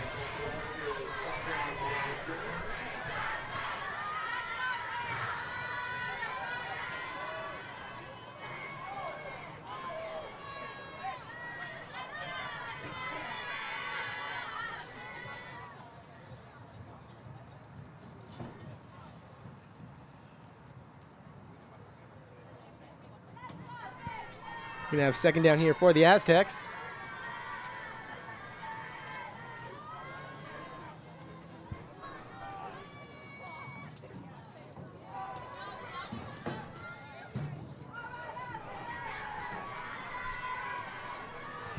That ball to Latu. He's still on his feet. Goes around the right side. Still on his feet. Bouncing off people. Still on his feet. Dragging some people. Still on his feet. And finally taken down. First down, La Quinta. Let's go ahead and take a look at that one again. Nice run by Latu there. As you see him just dragging defenders. Gets the handoff. Goes around the right side. Makes a spin move. Gets away from one tackle. Stays on his feet. And just look at him. Just slippery. Beautiful play. Brings up a first down here for the Aztecs.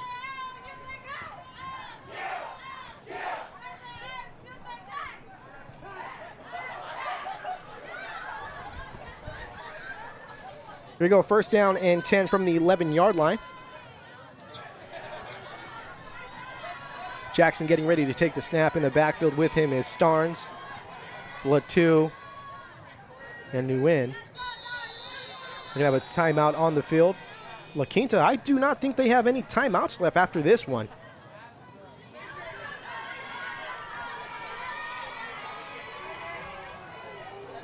Coach Stewart wanting to talk things over.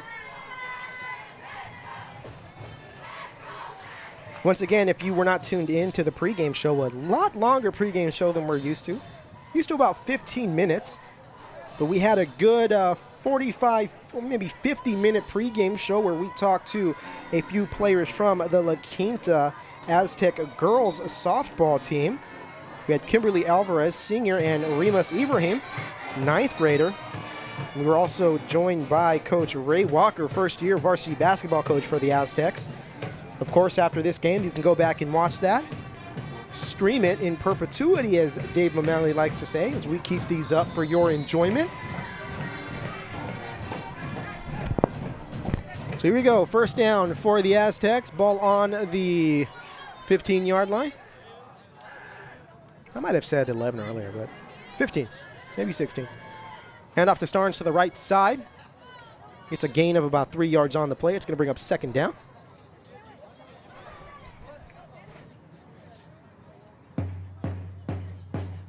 Thank you, Lily. We appreciate you tuning in. We finally got the replays to work. It's been a 2-year battle with the replays, but I think we've kind of got them settled in. Look for a nice little highlight package, hopefully, coming in the next few days from this game, as all these replays are being saved separately, making my job easier to compile a little highlight tape. Here we go, La Quinta getting ready to take the snap. Handoff to Starnes. Nope. Jackson going to keep it. Nope, he's going to pitch it to Latu. Latu, slippery, still on his feet. Bounces it back the other way. Still on his feet. Latu very shifty. Going to bring up third down for the Aztecs. Ball now inside the 10-yard line. Third down and about 4 yards to go.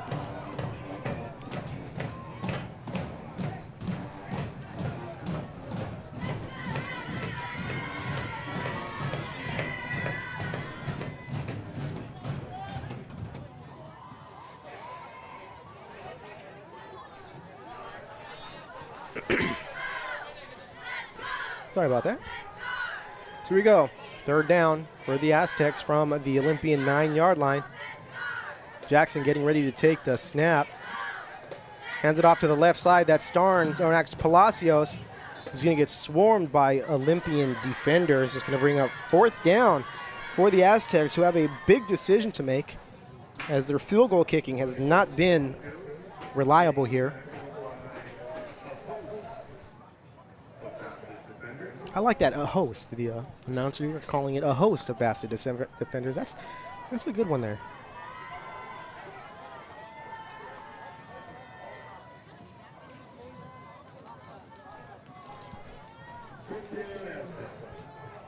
Looking through the binoculars here, I wish my eyesight was always this good. Starnes lined up behind Jackson. We're going to have a timeout, Bassett. I believe that's their first time out of the game. 4th and 7 here for the Aztecs. Don't need to get into the end zone to get, they can get a first down. 6 minutes and 30 seconds left to go here in the second quarter, almost halftime.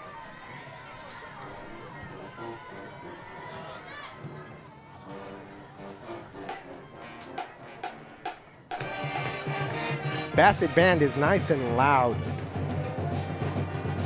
Well, here comes the La Quinta band. I'm feeling it. The vibes here. The vibes are good.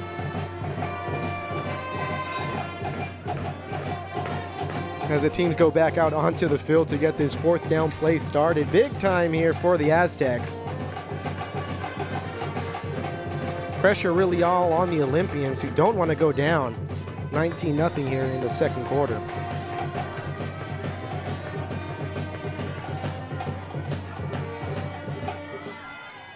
Jackson takes the snap. Palacios in motion. Jackson rolls out to pass.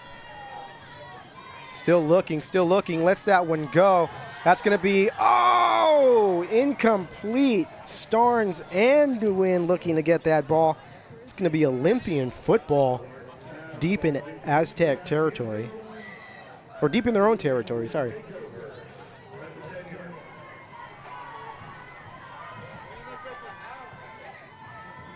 Certainly not how the Aztecs wanted to end that drive. They had that ball at the 30-yard line. Vincent getting juked out a little bit on that one, buddy. We've seen it. He did recover nicely at the end of it, though. Kaylin said bird watching improves your vision. I like to answer that's a scientific fact.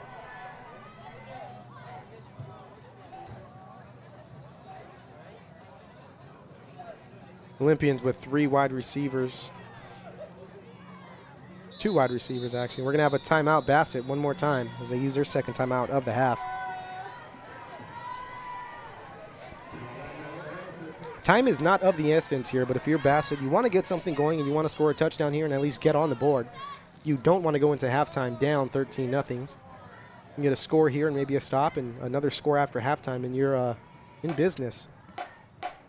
You know, a lot can happen in 6 minutes. Last week we saw Rancho score a flurry of points against Savannah to take a nice lead into halftime.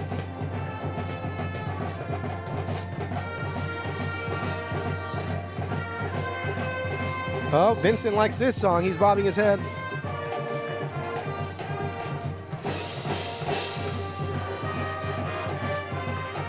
Both bands doing a fantastic job. I'm going to have to say, so far, even though La Quinta has been doing a good job offensively and defensively, standouts of the night, the bands. Guerrero getting ready to take the snap with Ramirez in the backfield. Guerrero drops back to pass, rolls out to his right, lets that one go. That's going to be intercepted. Touchdown, La Quinta, defensive touchdown. Looks like number 22. Oh, well, we've got, hold on, Vincent, hold on. There we go. Touchdown, Aztecs. That's, sometimes we have our graphical things. Let's go ahead and hit the replay on that one. And let's take a look at this. Looks like number 22, I believe, Jeremiah Latu, doing it on offense and doing it on defense. Touchdown Aztecs, 19-0. I just said if you're Bassett, you don't want to go down 19-0. Unfortunately, it happened. Fortunately for La Quinta, they recovered after that drive stalled deep in Olympian territory. So now if you're Coach Stewart, you probably want to go for 2 here, make it a 21-0 game.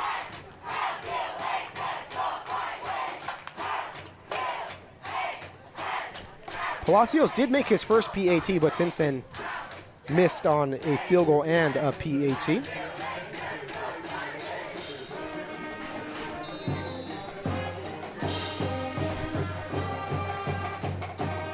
So far, La Quinta doing a great job on offense with the long drive on special teams, recovering the ball deep in Olympian territory, and now with an interception for a touchdown.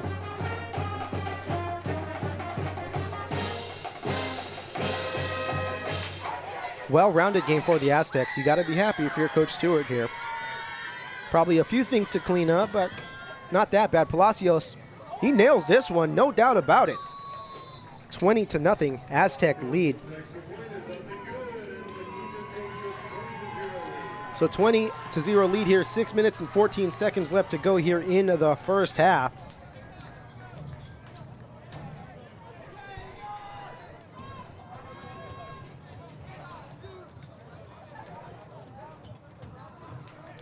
Again, if you're Bassett, now you definitely want to try and get something going on offense here,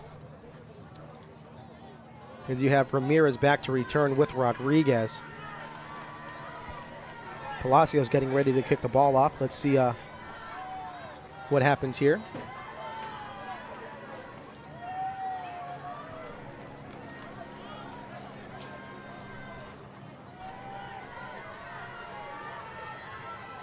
Looks like we had a penalty. So the Aztecs will be kicking off from their own 25-yard line. Most likely a celebration penalty at the end of that play. Motion's running high, you get a pick 6.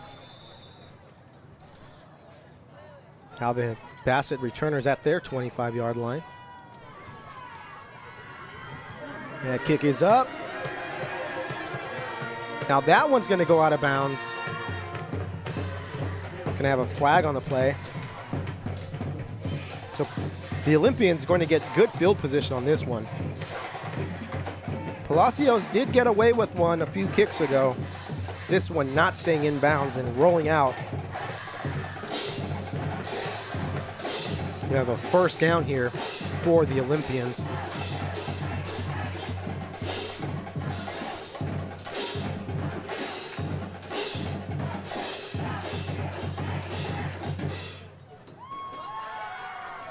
Okay, so here we go. 6 minutes and 14 seconds left to go here. Bassett with the ball at. Looks like they're going to place it. No, they're going to re-kick the ball. So Bassett wanting them to do it over again. And once again, ball being kicked now from the 20-yard line. So they took the yards on the kick rather than taking the ball. So now their return men are at the 31-yard line. Again, that last field goal or that last kickoff return, they had a nice return of 75 yards or 80 yards. 70 yards called back. So they're going to try and recreate that magic if they can get their hands on the ball here. Beautiful blocking and coverage. Or beautiful blocking there on that last one. That ball fielded by number 24, Rodriguez. He's still on his feet, dancing around. Rodriguez still on his feet. He's going to take this one deep in Aztec territory and push out of bounds at about the 28-yard line. Let's take a look at that one again. Again, that's why the Olympians elected to have this ball re-kicked. As Rodriguez takes that one to the left side.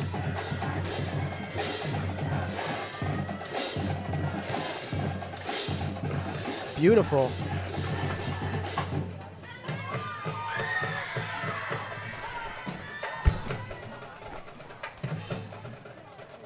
Looks like that was a gain of about 35 yards on the play. 25 yards.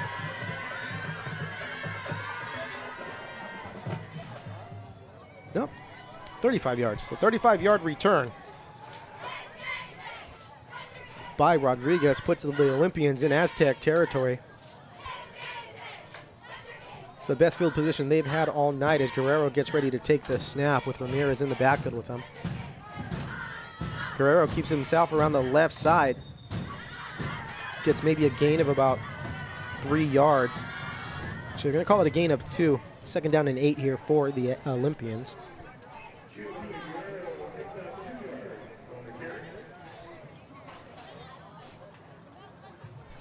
Again, you are tuned in to Garden Grove Unified School District Athletics High School Football. David Moore here on the call. Guerrero takes the snap, this time to the right side, keeps it himself to the right side, still on his feet. Gets close to first down yardage. It looks like they might mark him just short. Gain of about 6 yards on the play. It's going to bring up third down and 1 for the Olympians. Olympians running a no-huddle quick to get to the line of scrimmage, hoping to catch La Quinta off guard maybe a little bit, trying not to let them get set. 4 wide receivers here for Guerrero. Takes the snap. Hands off to Ramirez, who gets nothing. He's going to be pushed back, actually. A loss of about 3 yards on the play. It's going to bring up 4th and 5 now for the Olympians. And they will be going for the first down here on 4th down. 5 minutes left to go here in the first half. Aztecs 20, Olympians nothing.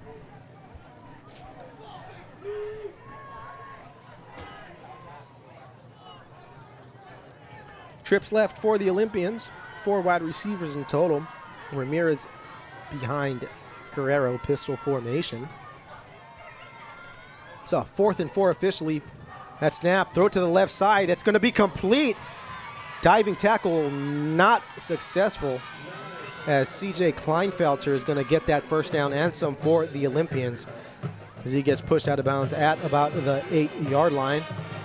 So Olympians now close to scoring and cutting into this deficit. They will be getting the ball to come out of halftime. So they could have a big momentum swing if they could push it into the end zone here. Here go 4 wide receivers for the Olympians. Guerrero getting ready to take the snap. Fakes it to Ramirez, keeps it himself, dances a little bit and dazzles, but gets taken down. Gets inside the 5-yard line before getting tackled, and that's going to bring up second down here for the Olympians.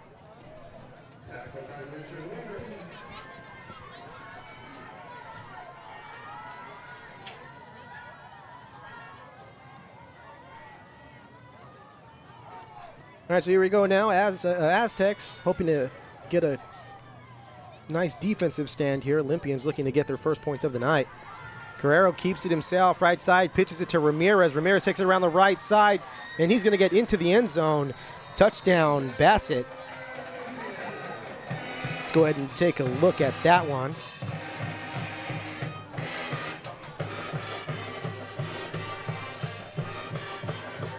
Nice little option play there by Guerrero. Reads it beautifully. Ramirez just turns on the jets and gets it out and tiptoes into the end zone.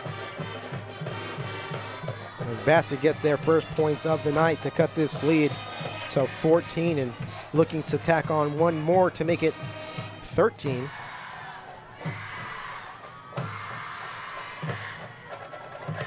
Brandon Figueroa on the PAT attempt. Lorenzo Solano will be holding the ball.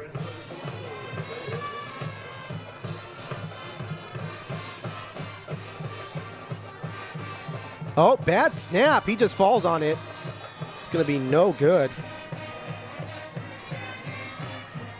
No good, actually not even attempted. So 20-6, Aztecs leading over the Olympians, who finally put it together and get a few penalties going their way on that kickoff and elect to get that illegal procedure redone on the kick. And a nice 35-yard return by Rodriguez put them in good field position. Followed by a nice catch by C.J. Kleinfelter to get them deep into Aztec territory within the 10-yard line.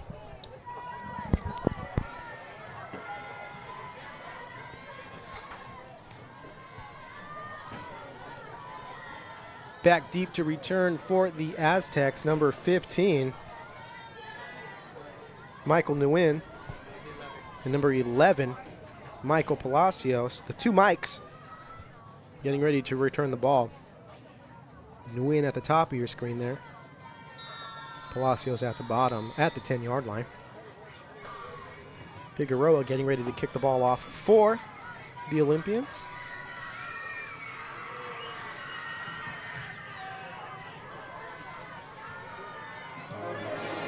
This kick's going to be fielded by Palacios at the 20-yard line. He falls, fumbles the ball. Disaster avoided. It's going to be Aztec football.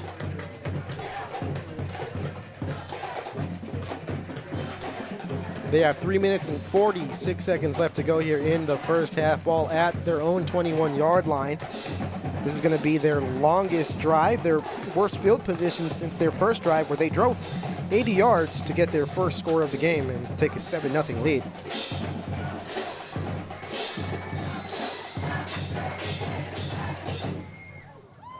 So let's see what Jackson and company can do on this drive.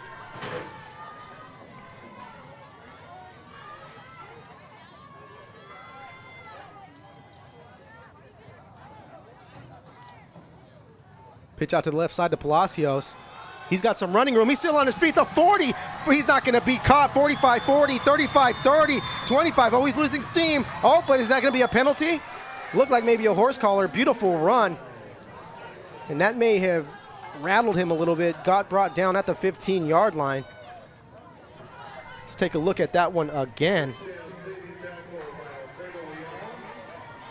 Look at him go down. This looked like maybe almost a horse collar, and that was a horse collar. Wow. They missed that one. Aztecs should be getting some free yards on that one.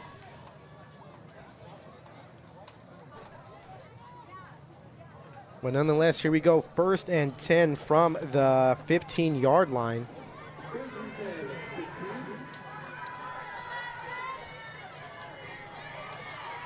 Jackson getting ready to take the snap. We're going to have a penalty again.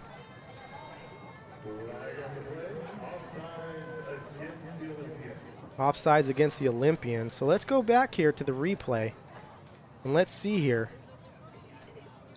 And let's kind of slow it down, see if we can slow it down.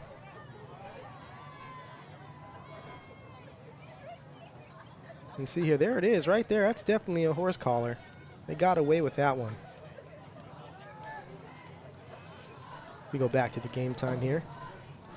1st down and 5 here for La Quinta from the 10-yard line.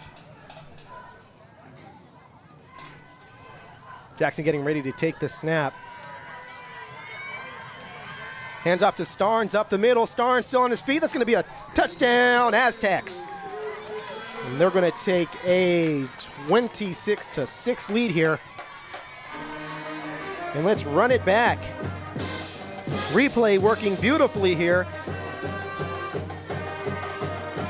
As you see Starnes just take that handoff, bounce over to the right side, and just elude some tackles. Slippery slope here.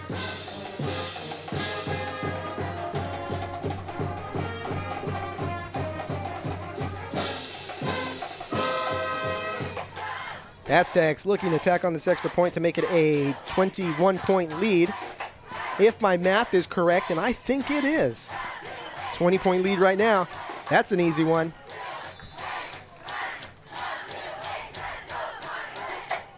And it's good.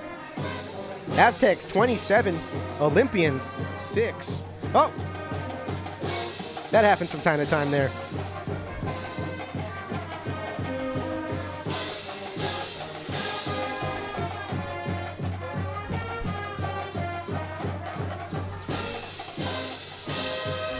Palacios getting out there, or getting ready to go out there and kick the ball off one more time as we have a District Athletic Director Dave Mamali making his way up the bleachers here. Back deep to return for Bassett, Rodriguez, and Ramirez. You might not want to kick it to Rodriguez. Pretty electric return man there, so let's see if Palacios squibs it or kicks it over to Ramirez's side. If you're DVR, you can cover your ears. The Chiefs lead the Ravens 20-17.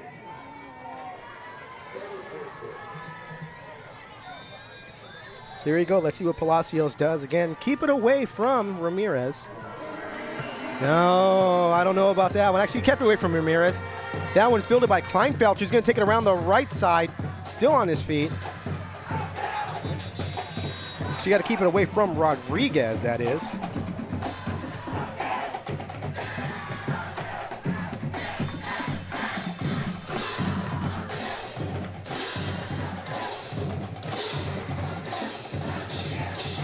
So the Olympians will be starting this drive off at their own 28-yard line. Looking to build off of that last drive where they finally got some points on the board. They couldn't even get the PAT attempt off, though, as the snap was bad. Deuces are wild here. 2 minutes and 22 seconds left to go here in the second quarter. Second quarter. Guerrero getting ready to take the snap. In the backfield with him is Cesar Ramirez. Trips right for the Olympians. Guerrero, Oh, we're going to have a flag on the play. That's going to be on Bassett. Might be a legal substitution or delay of game.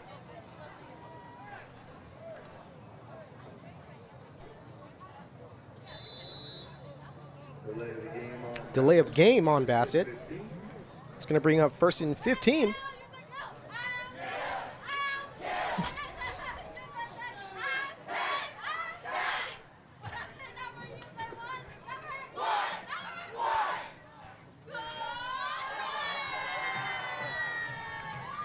All right, let's try this again. Trips right for the Olympians. Guerrero takes the snap, looks to his left, lets that one go. That's completed to number 1. Kleinfelter, who tries to dance his way for some extra yards and maybe gets to the original line of scrimmage, if that.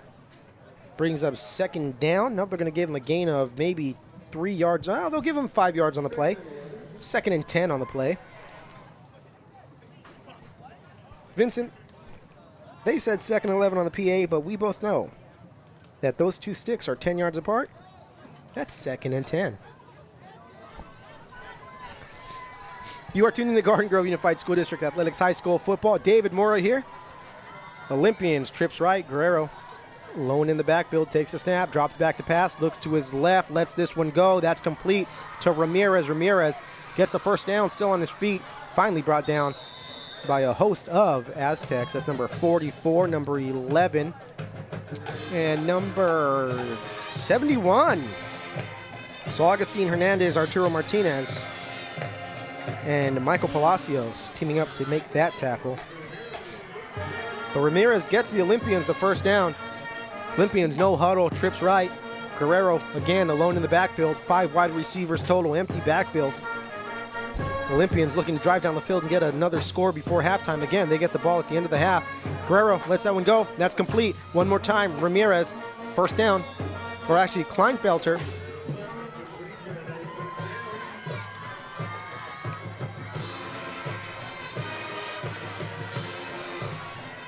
So Olympians going through the air now. This might be a formula that they find will work. They're catching the Aztecs off guard here. 5 wide receivers, empty backfield one more time. If it ain't broke, don't fix it. Guerrero, quick pass over to the right side, complete to Solano. Solano trying to make some moves. Cuts back to the other side, gets maybe a gain of about 3 yards on the play. That brings up second down here for the Olympians. Gain of 3 on the play.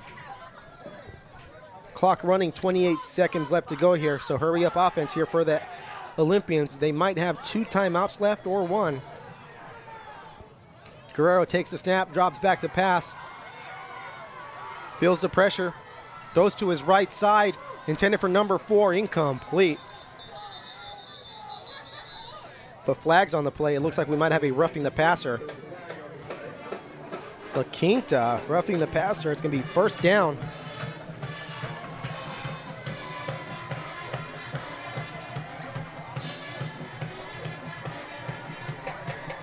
Automatic first down here. So La Quinta gifting the Olympians 15 yards here. 10 seconds left to go into the first half. 21-point lead for the Aztecs.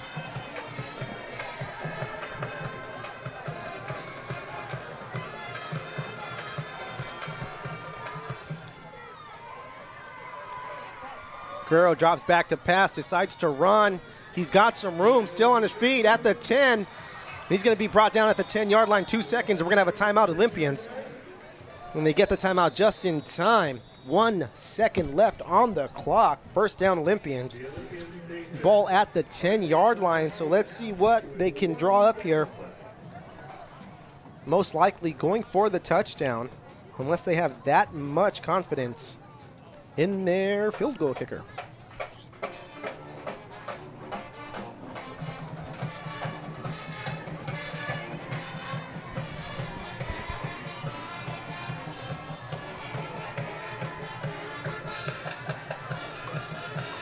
Aztecs needing one more stop here to end the first half. Let's see if they can muster it up. Look for a trick here. Look for a trick play here by the Olympians. I'm thinking they might try to do something. Maybe a halfback pass, maybe a reverse. Anything to try and catch the Aztecs off guard. We're going to have pistol formation in the backfield there with Guerrero, number 2. Lorenzo Solano, that's a new combo that we haven't seen. Giovanni Sierra, a freshman down here at the bottom of your screen, number 13. Only a freshman.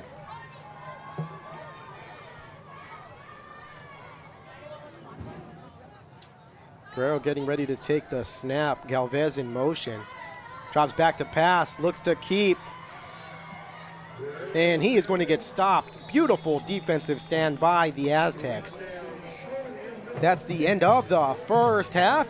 La Quinta 27, Bassett 6. We'll be back with you in just a moment for the halftime show. David Mora, Garden Grove Unified School District Athletics, high school football.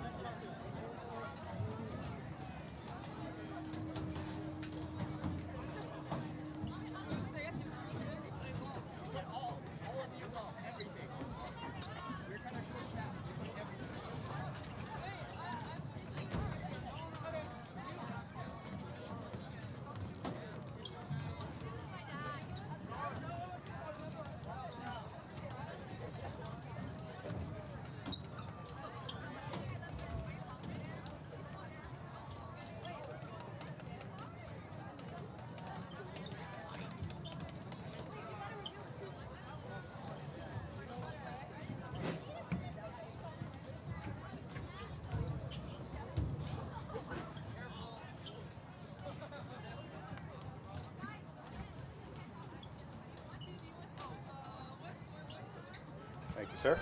There we go. Welcome to the booth, Brian Dawson, La Quinta how are High you? School varsity baseball coach, also athletic attendant. And what else do you do around campus there, Brian? A little bit of everything. There we go. Right, jack of all trades. Jack of all trades. You're Go, educated. go ahead and move the mic up. Oh, just sorry we about want that. to You make got sure me we there? hear you. There we go. Okay. There we go.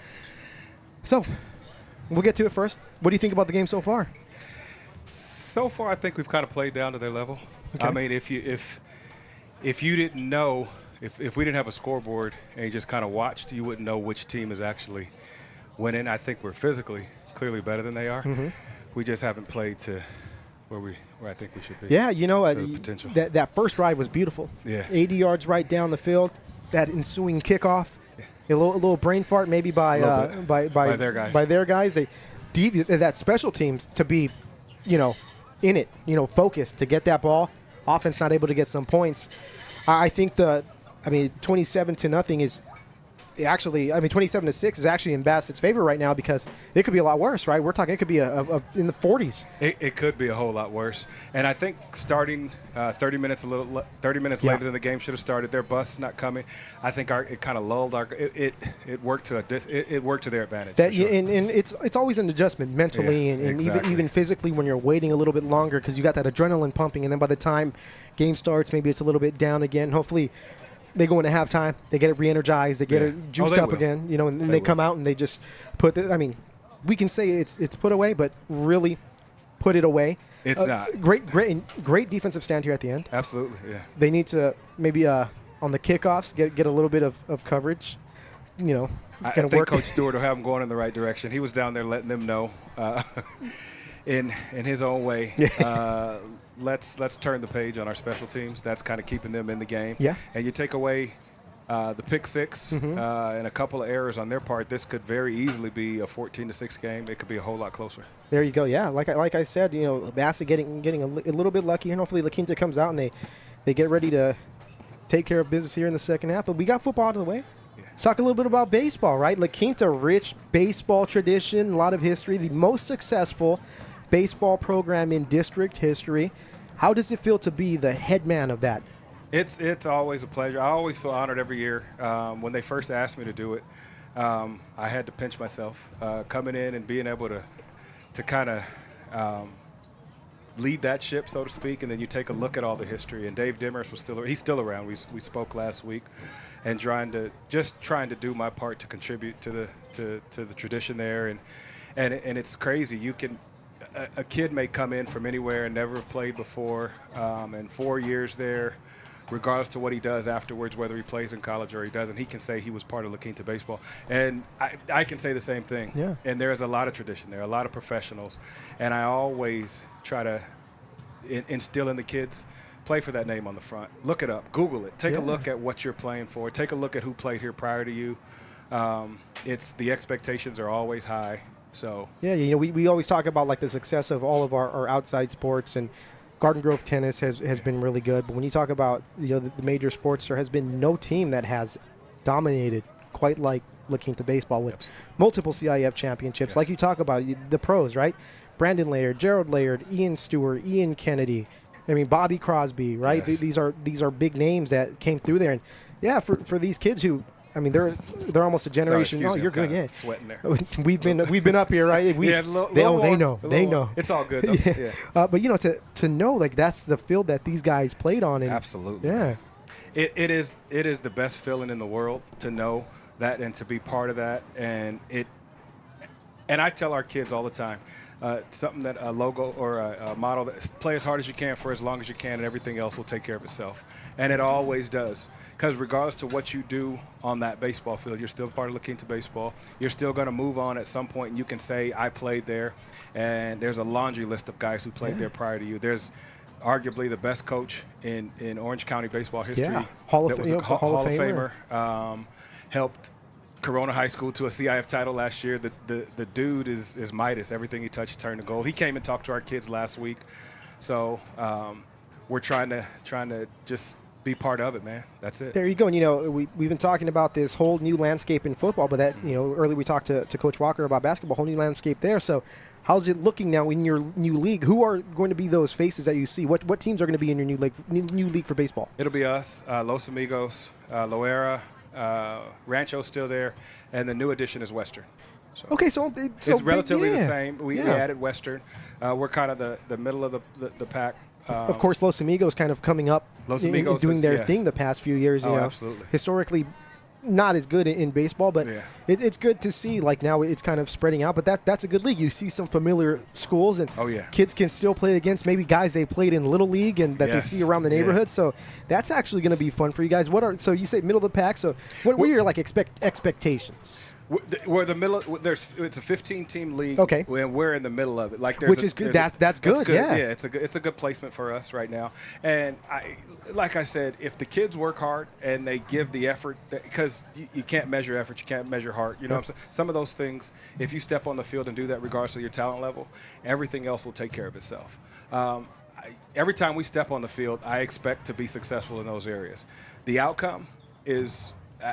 It's a coin toss, Yeah. and it's always a coin toss in baseball. Anybody can beat anybody on any given day. Yeah, you know, it's a great thing, right? Because you're in high school, so it's different. It's not just about W's. It's No. not just about performance on the field, but it's No. about shaping these young men, right? Absolutely. And if you don't take that approach as a coach, you're going to be frustrated. That you have to get more out of it than just the W's and L's, and those matter. Yeah. But as far as your priorities, that cannot be at the top of the list. Right? Because, It's about how they are around campus, How in they the are, yes. classrooms, and in the neighborhood, right? And with their teammates. And Absolutely. So, in addition to baseball, you do athletic attendant. Yeah. I did that for many years. Equipment, yeah. Equipment manager, just Yeah. to, you know, how fun is that job? Well, you interact with all the kids on campus all the time, all the football players. They all know me. They know where to find me at all times. They have access to me at all times. So you're busy throughout the day. If Yeah. you make yourself available, somebody will find you and somebody will need something. And it makes the job enjoyable Yeah. because it turns over every year. You get a new set every single year, new set of kids, new set of freshmen, and you kind of just re-up and teach them what they're supposed to do, how they're supposed to do it. And like I said, and it's not just teaching baseball kids to go into the world and be the best versions of them. It's every kid you come in contact with. Make sure that everything that I tell them, because kids will hold you to your word. Yeah. If you tell them the wrong thing, they're going to call you on it. If you the right thing, they're definitely going to They let do a you good know. job holding you accountable, don't they? I got 4, and they hold you accountable. Yes, they do. They really do. Yeah, So. and I think one you mentioned is being able to connect with those kids. That's one Yeah, thing I absolutely. do miss. You know, now being away from the campuses, you miss Yeah. those interactions because you get to see these kids. You know, they come in as freshmen, and you Yes. get to see them change and grow and Yes. get better as not only as athletes but as young men. And you see them develop, and it's good to see as they go away and what they're doing. And Yes. I don't know about you, like I'm sure you get old players who contact you and. I love for them to come back. Yeah. We have open stuff that we do at pizza parlors or different. I love for them to come back and see where they are, and hopefully they all land on their feet. But that's the best feeling in the world for a 25-year-old dude you coached 7 years ago to come. Hey, coach, that is just to me because I never ever thought about coaching until I got to La Quinta. Yeah. Wasn't even on my radar. So. Yeah, and it is a special thing, right? I know Yeah, I it helped is. out a little bit with the Pacifica football team, and I mean, it was just great to be around them Absolutely. just to see them. I have to ask you, I remember back in 2017, I know La Quinta made that good run. Pacifica was making their own run. How Yeah. exciting was it to be a part of that, right? That first deep run since the 90s, to be around that program who I'm sure none of them thought that they were going to make yeah. it this far. And, you know, you 9-1 regular season. Only loss was to Grove, but everyone knows how that goes, right? But how was that little playoff run in 2017? Well, when you see young people do special things, is there anything better in the world? When you see young, I mean, especially adolescents, just do things that are sometimes it's out of their control.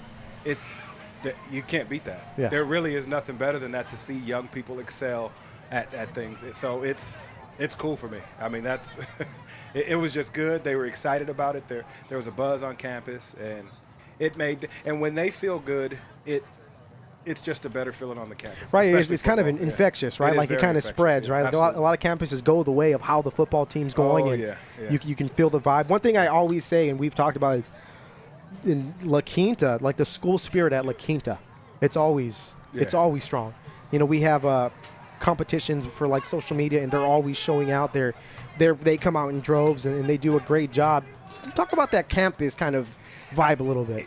working at La Quinta, sometimes you got to pinch yourself. Obviously I'm biased, but I think we have the best kids in the district. There we go. I tell some of the kids, I was there from 2011 to when COVID came around, and I think I saw one fight, and that's not normal on a high school campus. Yeah. And the kids it's yes sir, no sir. I mean, you're going to run across some kids that are kids sometimes, but for the most part, they're really good kids, good stuff. It's an easy place to work. And for 90% of the world that goes to work and dreads their job, I'm not one of those people, thank goodness. And I think to be around kids, you got to at least like them, or at least pretend you like them. You're surprised. There's people that work with children, and I ask myself, do you even like kids? But being there, it's easy to like. They're good kids. They really are genuinely good kids, and I think when you have good kids, you got a lot of good parenting. So that's there. Yeah, right. It's a community, yeah, right? Absolutely. That's another theme that we have a lot on here is community. And when we talk to admin, it's building a community, Absolutely. right? And when you have that community, everything just kind of flows freely. And it goes to the staff too, Absolutely. right? Yeah. The staff, the teachers, the faculty, and the support staff, right? Yes, absolutely. Again, like the custodial crews, unsung heroes sometimes, Yes. and they're doing a lot more than just like, hey, picking up trash. They're interacting with the students, and they make connections. And I'm sure, again, athletic attendance, just like the things that they're able to do with a football team, sometimes they're talked to by players more than some of the coaches. Yeah. Because they have more access. Yeah. They never are afraid to find you when they need to find you. They don't. I'm sure game days they're in there hanging out in your office. Oh, yeah. They're in there. Yeah. Yeah, definitely. You know what, Brian, I see the teams are coming out. I know you probably have to get back down there on the sideline and do your thing.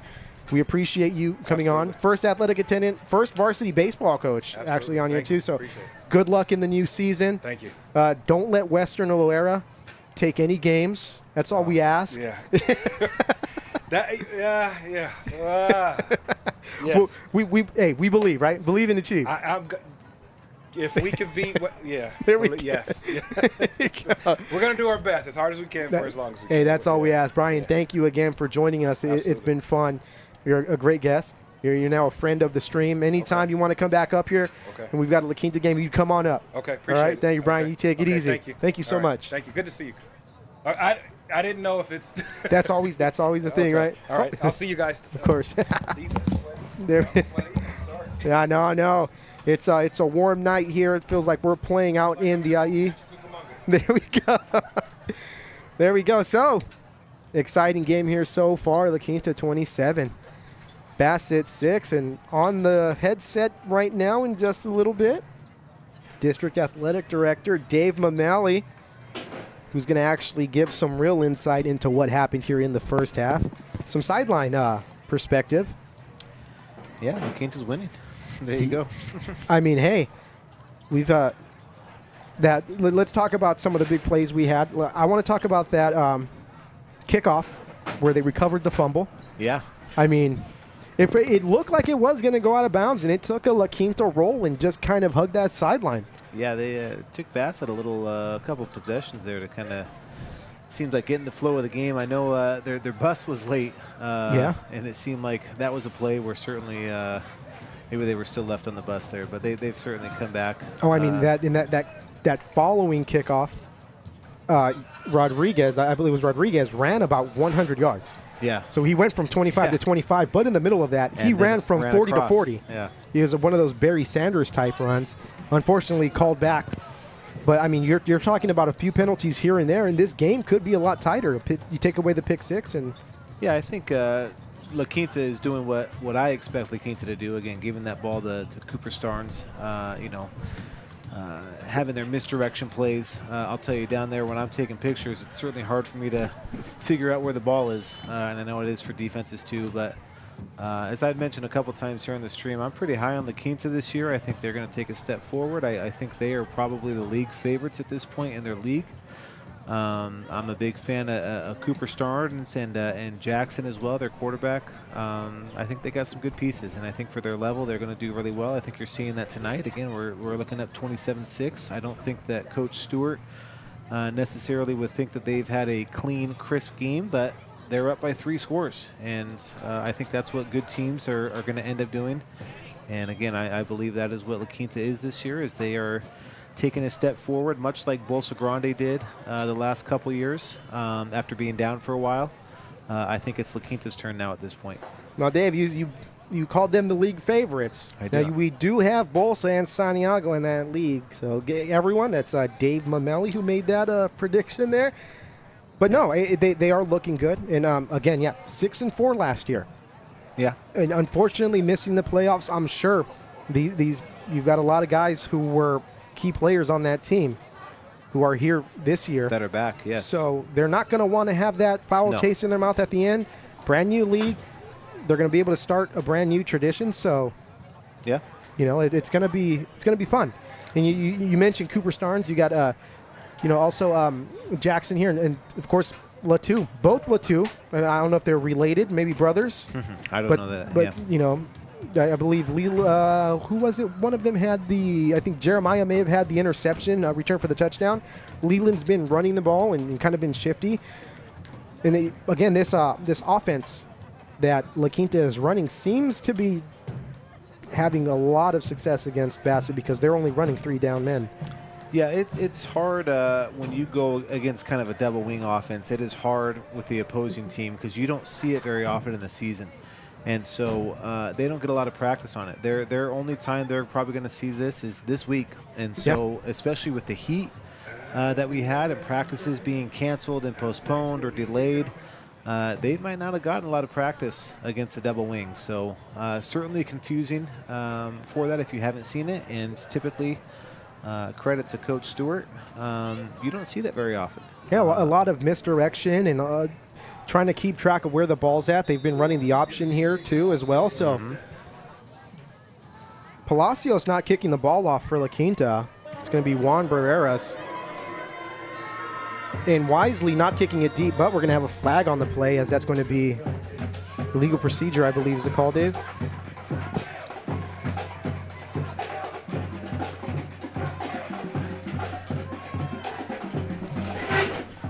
While we wait and get this sorted out, we'll get some score updates. We got Los Amigos playing University tonight across town at Garden Grove. See, I thought that was tomorrow. Nope, tonight going on. And they are up 14-7. So Los Amigos winning 14-7 over University. Good score for them. Last update that I got, Pacifica is at Northwood right now, and they are down 7-0. So tight ball games in both of our district games. Oh, so Pacific's playing tonight as well? See, my schedule was all messed up. Yes, we've got those 2 games tonight, and then the rest are tomorrow. Okay, so ignore the schedule at the start of the game there. Again, just a little squibber. The return team for Bassett scaring the Aztecs a little bit. Yeah, like you said, Palacios not kicking. He's coming out there on offense now. He's had a couple good runs tonight as well. And we got a confirmation the Latus are brothers. Thank you to the chat. Thank you to my dad for wishing me a happy birthday. Oh, yeah. Happy birthday. Thank you, Dave. 22 years old today. There you go. Plus 16. Young pup. Yeah. I'm telling you, you walk up these stairs, you really feel how old you are. So here we go. Bassett, pistol formation, trips left. Overloading that left side. Guerrero going to keep it himself. Tackled by number 71, Arturo Martinez. It's going to be a gain of about 3 yards on the play.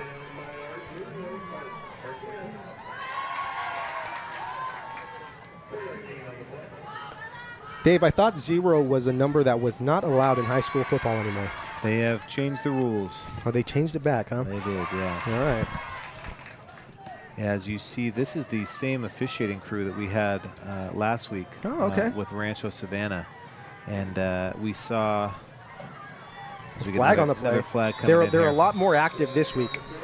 Well, as you saw last week at the start of the game, remember they had against Savannah a lot of equipment issues that they were sending Savannah players off, and we had that a couple times here against La Quinta.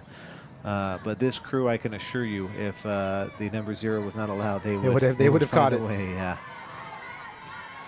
But again, as we mentioned last week, part part of the official's job is obviously player safety. These are mostly centered around the knee pads, making sure the knee pads cover your knees, and it is a point of emphasis for them. Teams know, players know, they got to make sure they are equipped properly.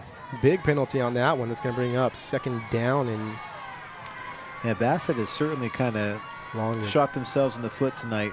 They seem to take, one big step forward and then 2 steps back. But if they can avoid the self-infliction, they could put together a run here. Let's see.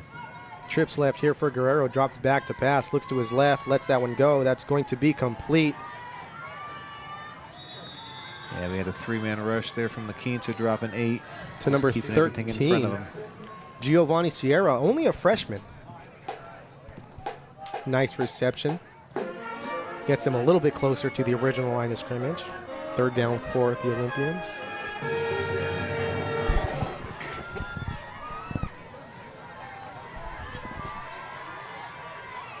They've done this a few times. Empty backfield for Guerrero. Drops back to pass, looks to his right, lets that one go. He's got an open man. Ooh, it's going to be intercepted by Michael Nguyen. That one intended for Cesar Ramirez. Let's go ahead and take a look at that one more time. Oh, we got a replay We got the working. replay working. There we go. As you see, Guerrero drops back, looks to his right. Looked like he had a step on him, and Nguyen just comes in and snags that ball out of the air. Yeah, playing outside leverage there again. La Quinta had dropped 8 on that, only rushing 3. So certainly well suited for that, but a great play on the ball there. La Quinta now with the ball at their own 31-yard line. They had the ball for over 8 minutes there in the first quarter. Yeah, that first quarter drive chewed up a lot of clock. Thought we might be in for an early game after that first drive. So did I. It's kind of slowed down here a little bit. A little confusion here. Jackson getting ready to take the snap, drops back to pass, looks to his right. He throws that one to the middle. He's going to be overthrown. That ball intended for number 89, Leland Latu. Yeah, overthrew that there, but that was a nice looking ball. Good tight spiral on the line. Again, La Quinta not known for passing. No, not since Michael Nadeau was back there in the backfield. Yeah, that was a much different team and a much different style. We talked about that, of course, at halftime with Brian Dawson. That 2017 run led by Michael Nadeau. Yeah. Last time the Aztecs were in the playoffs, looking to end that streak this year. We have Michael's dad, Jeff, who's announcing this game. He's the doing PA a great announcer. job, too, by the way. Yeah. Very entertaining. He, of course, is the softball coach for La Quinta. Oh, Jackson going to keep this one around the right side. Still on his feet at the 40. The 35 cuts it inside a little bit. Still on his feet at the 50, the 45, the 35, the 30, the 25, the 20. Brought down at about the 20-yard line. Let's go ahead and run that one back. Beautiful run there as we see it from the start. Fakes that handoff to Starnes, and they just bite on it. Eludes that tackle, and some, shoestring tackles unable to be made. It's finally pushed out of bounds. Maybe a touchdown-saving tackle there by number 9. Yeah, this is why I'm high on La Quinta. Is they have a lot of weapons, a lot of guys that can take the share of the load of the ball and be able to make guys miss. Whether it's Cooper Starnes scoring 3 touchdowns tonight, I believe. Jackson there with that run. You got Palacios. Palacios had two great runs. I got a video of that shoestring tackle that got him right at the 2-yard line. So there you go. GGUSD Athletics to take a look at that. This pass. Oh! Yeah, he didn't see that defender there in the flat. Luckily, it went right through his hands. Jeremiah Latu, the intended receiver on that one. He almost had it off of the tip.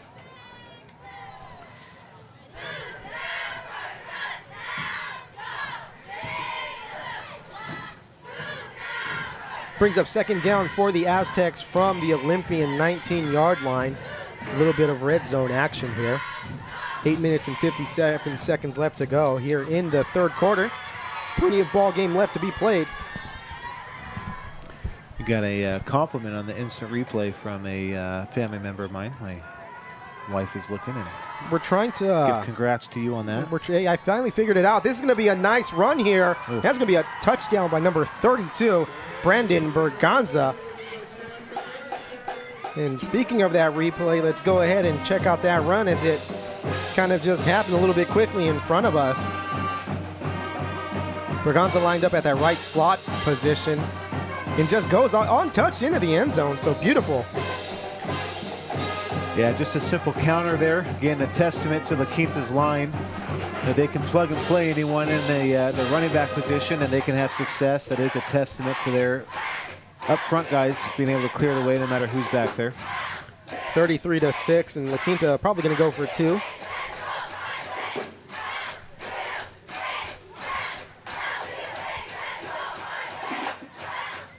Oh, he bounces off someone. Starnes is going to be close to getting it. Actually, that's not Starnes. Oh, ball came out. Ball came out. Let's see if he crossed first. And that was actually Berganza on the carry there. He almost got in.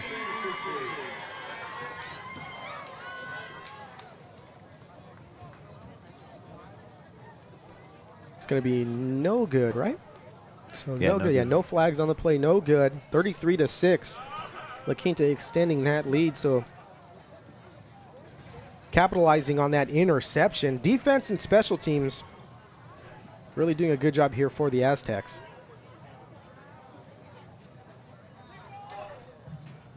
Back deep to return for Bassett. Cesar Ramirez, and of course, the dangerous Angel Rodriguez.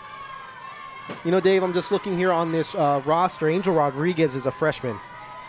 So that's an explosive player that Bassett has back there who's probably only going to get better as his career goes on. And La Quinta has wisened up this half, and they are not going to kick that ball anywhere near him.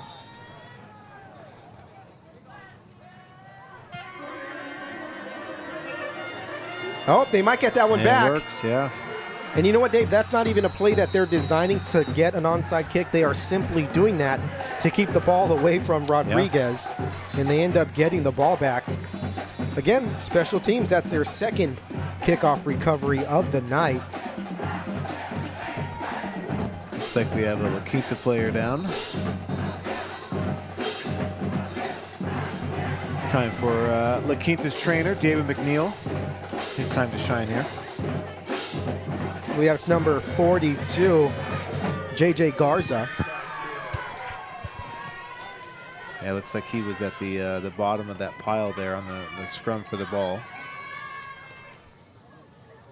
Coach Stewart out there now with him as well.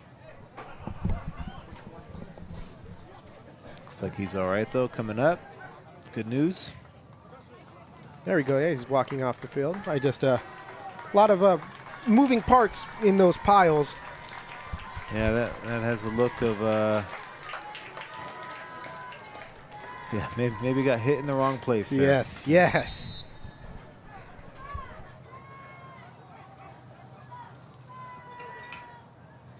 So here we go. First down for the Aztecs at the Olympian 41-yard line, starting with great field position once again. And if you're Bassett, you got to be feeling it now, Dave. Like, it's almost feels like things aren't going to really go your way. You had that one good drive there at the end of the first half, but just more of the same here. Aztecs spreading it out a little bit now. It's going to be offsides on Bassett. Yeah.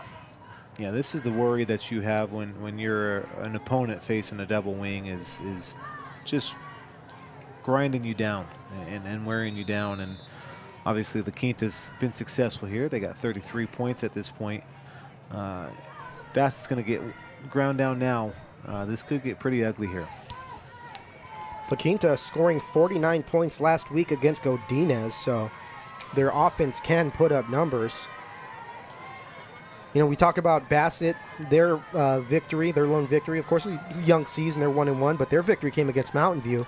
La Quinta's playing Mountain View on Friday the 13th, so might be a spooky night for Mountain View. Starnes on that carry gets a gain of 10 yards. That's a first down.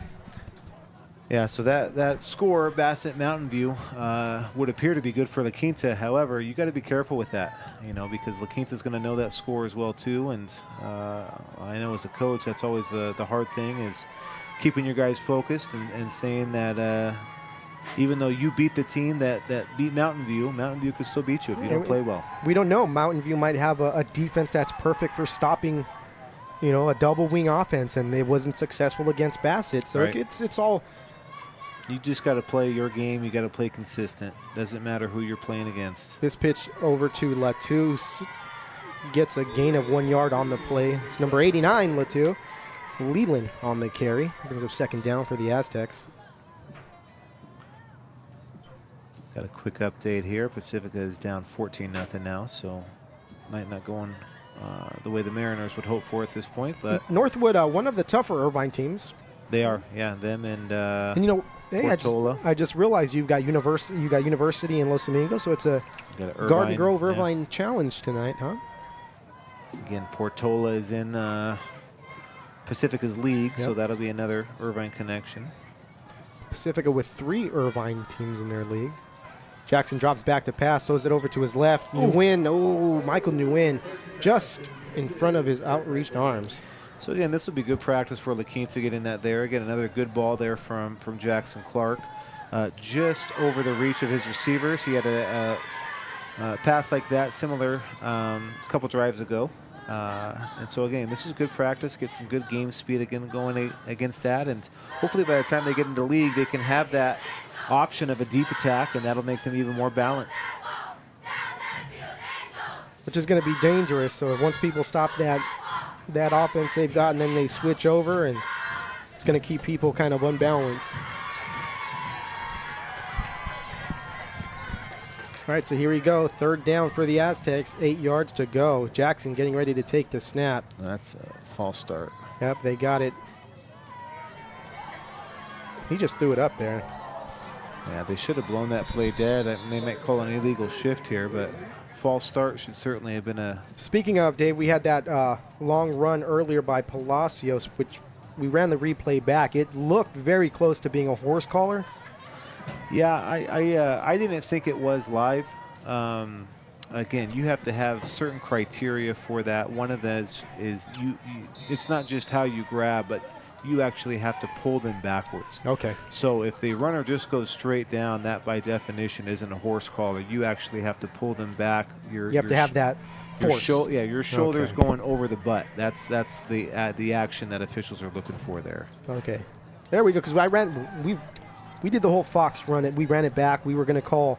Now, I only saw it live, so I didn't have the benefit of replay. It could have been. What's the guy's name on Fox who they call for those replays? As Jackson throws this one over to the right side. He's got a man open. He got it. Touchdown. Touchdown. Yeah. Aztecs. Here we go. Let's take a look at that. A passing touchdown. One through the air. As we take a look at this. Fakes it to Latu, then throws it to the right side. Cooper Starnes on the reception.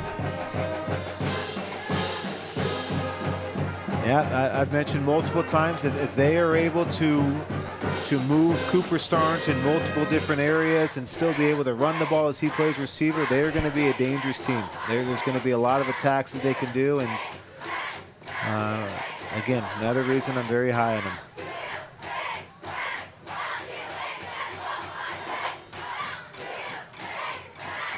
All right, let's get to the vaunted 35-point lead. That's what we always hope for. Especially on a Thursday night. Yes. There we go. There we go. 2-point conversion is good. 41-6. Are we doing the math? We don't have to do the math, right? There it is. Do the math. So 35 points. The clock should be running from here on out. well, it'll be the fourth quarter. The fourth quarter, so- okay. We've got some time to wait. So Bassett should really work on their run game, though. yes. Just get those reps in. Big lead here for the Aztecs. I kind of had a feeling that this would be how the game went. No disrespect to Bassett, but La Quinta coming off a good victory last week. I think Godinez probably in the same vein as Bassett. Well, Godinez, I think, is much improved. Again, they are in the Zeta League, which is the bottom league in Orange County, but I think that Godinez has been moving up over the years. Kind of a tricky surprise there being in that bottom league, but certainly a good victory, as you said, for La Quinta. This kick fielded. Again, Yeah. number 13 there. They had some success, obviously, with the squib getting on the ground. That's not one you want there unless you are aiming to surprise someone and hit them. Now, The water boy. now, Dave, here with the lead the way it is, I think now you kind of, if you're La Quinta, you want to make sure that you're staying, in the game. You don't give into anything that might come up, and you kind of keep your character as the game goes on. Yeah, and again, I think it's a good opportunity for them to still work on some things as well too. You don't want to just clam up and change your strategy just because you are winning at this point. You still want to work on some things. Again, find that balance. Good fill. Oh, you get a Guerrero breakdown. keeps that one, gets a gain of about 5 yards on the play.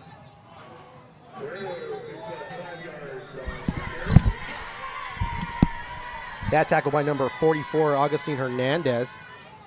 Yeah, so helmet's off, so he's going to have to go out for a play.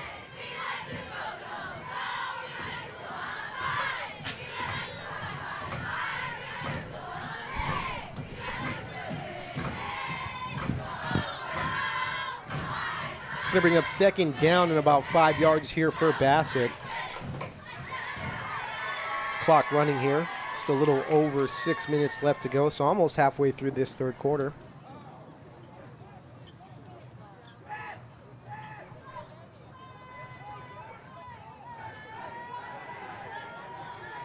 Pistol formation, trips left here for the Olympians. Now in at quarterback, Abraham Alvarez. Alvarez takes the snap, drops back to pass, looks to his right. He lets that one go. He's got number 1, Kleinfelter, in his sights, but that's going to be incomplete. That brings up third down.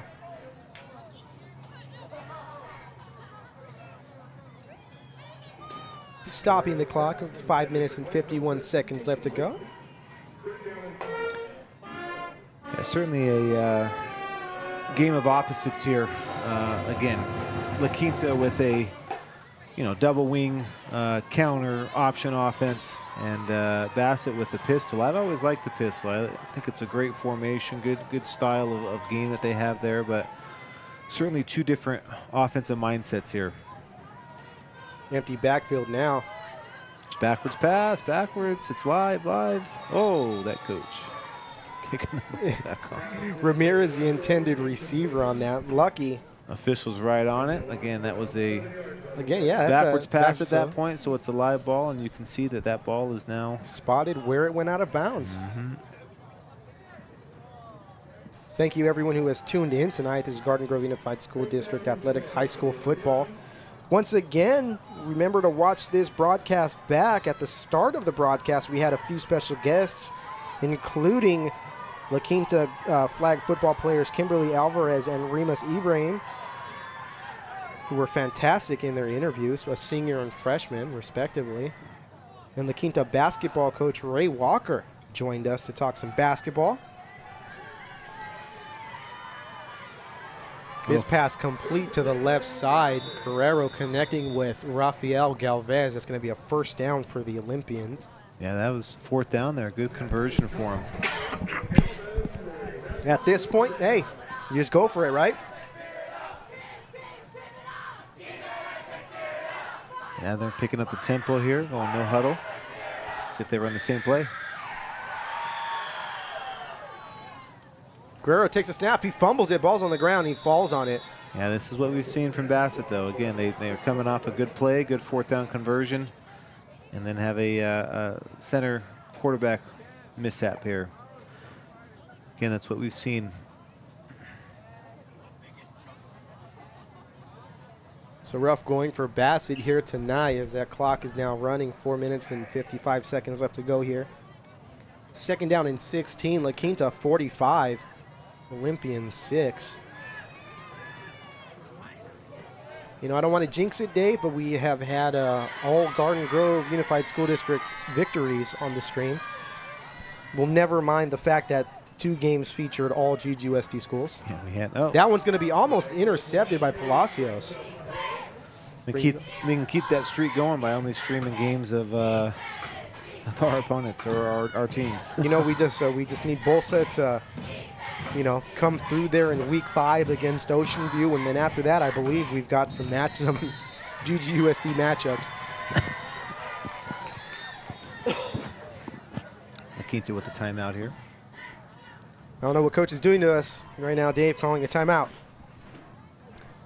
I noticed Bassett brought their band. They had a big band that came, and they sounded great. They did, and they've been a little quiet since halftime. Looks like they're still on an extended break. I hope they come back because, yeah, they were great. What is it? What's that USC fight song? I don't even know the name of it. I don't know the name of it. I just know they, the sound, you know the sound of it, and they sounded brilliant with it.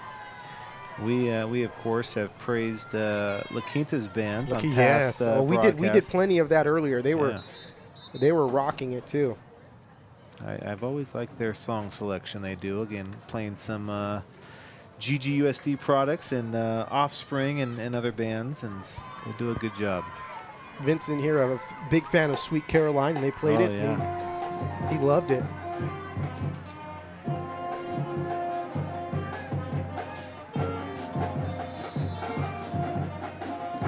Playing some pop hits too. Guerrero drops back to pass, looks to his left side, lets that one go.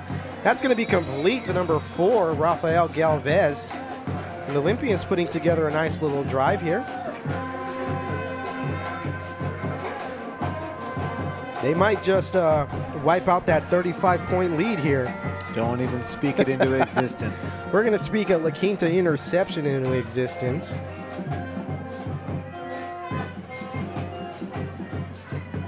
Yeah, La Quinta still just rushing 3 down linemen. They did have a delay blitz there, so ended up with 4, but they are just keeping everything in front of them. Giovanni Sierra on the intended receiver on that pass. We see the stadium crew cart there at the top of the screen.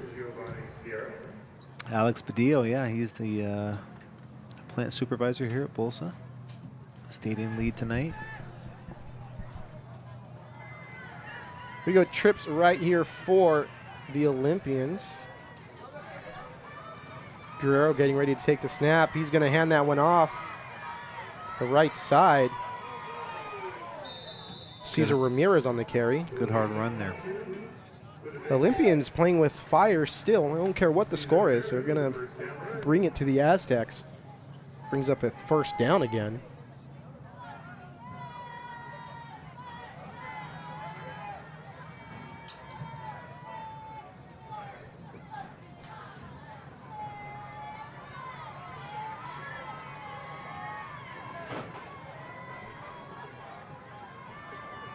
Trips right for the Olympians. Guerrero there in the backfield with Ramirez.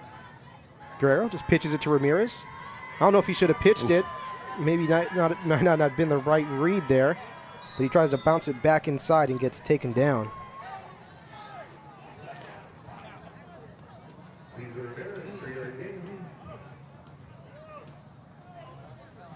Call it a gain of 3 yards.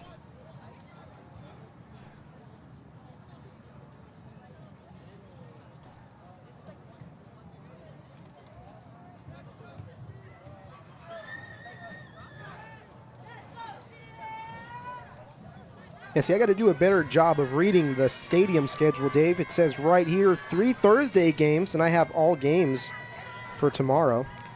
A lot of that going along this week. If only people could read the schedule, right? You know what? As long as we weren't supposed to broadcast one of those other games tonight, and we're good. Brings up 3rd down and about 1 yard here for the Olympians. As we're now reaching that part of the game where we're trying to survive the rest of the night. How was it down there as far as that heat goes earlier in the day? It was actually very nice. Again, once the sun got down, we saw our wet bulb temperatures across the district plummeted. And you know where they didn't plummet, Dave? Where's that? In this booth. In this booth, yeah. I may have lost about 5 pounds here. Yeah, I saw Coach up at halftime here certainly was feeling the heat in the yeah. box. I think he's happy to be back down on the sideline there now.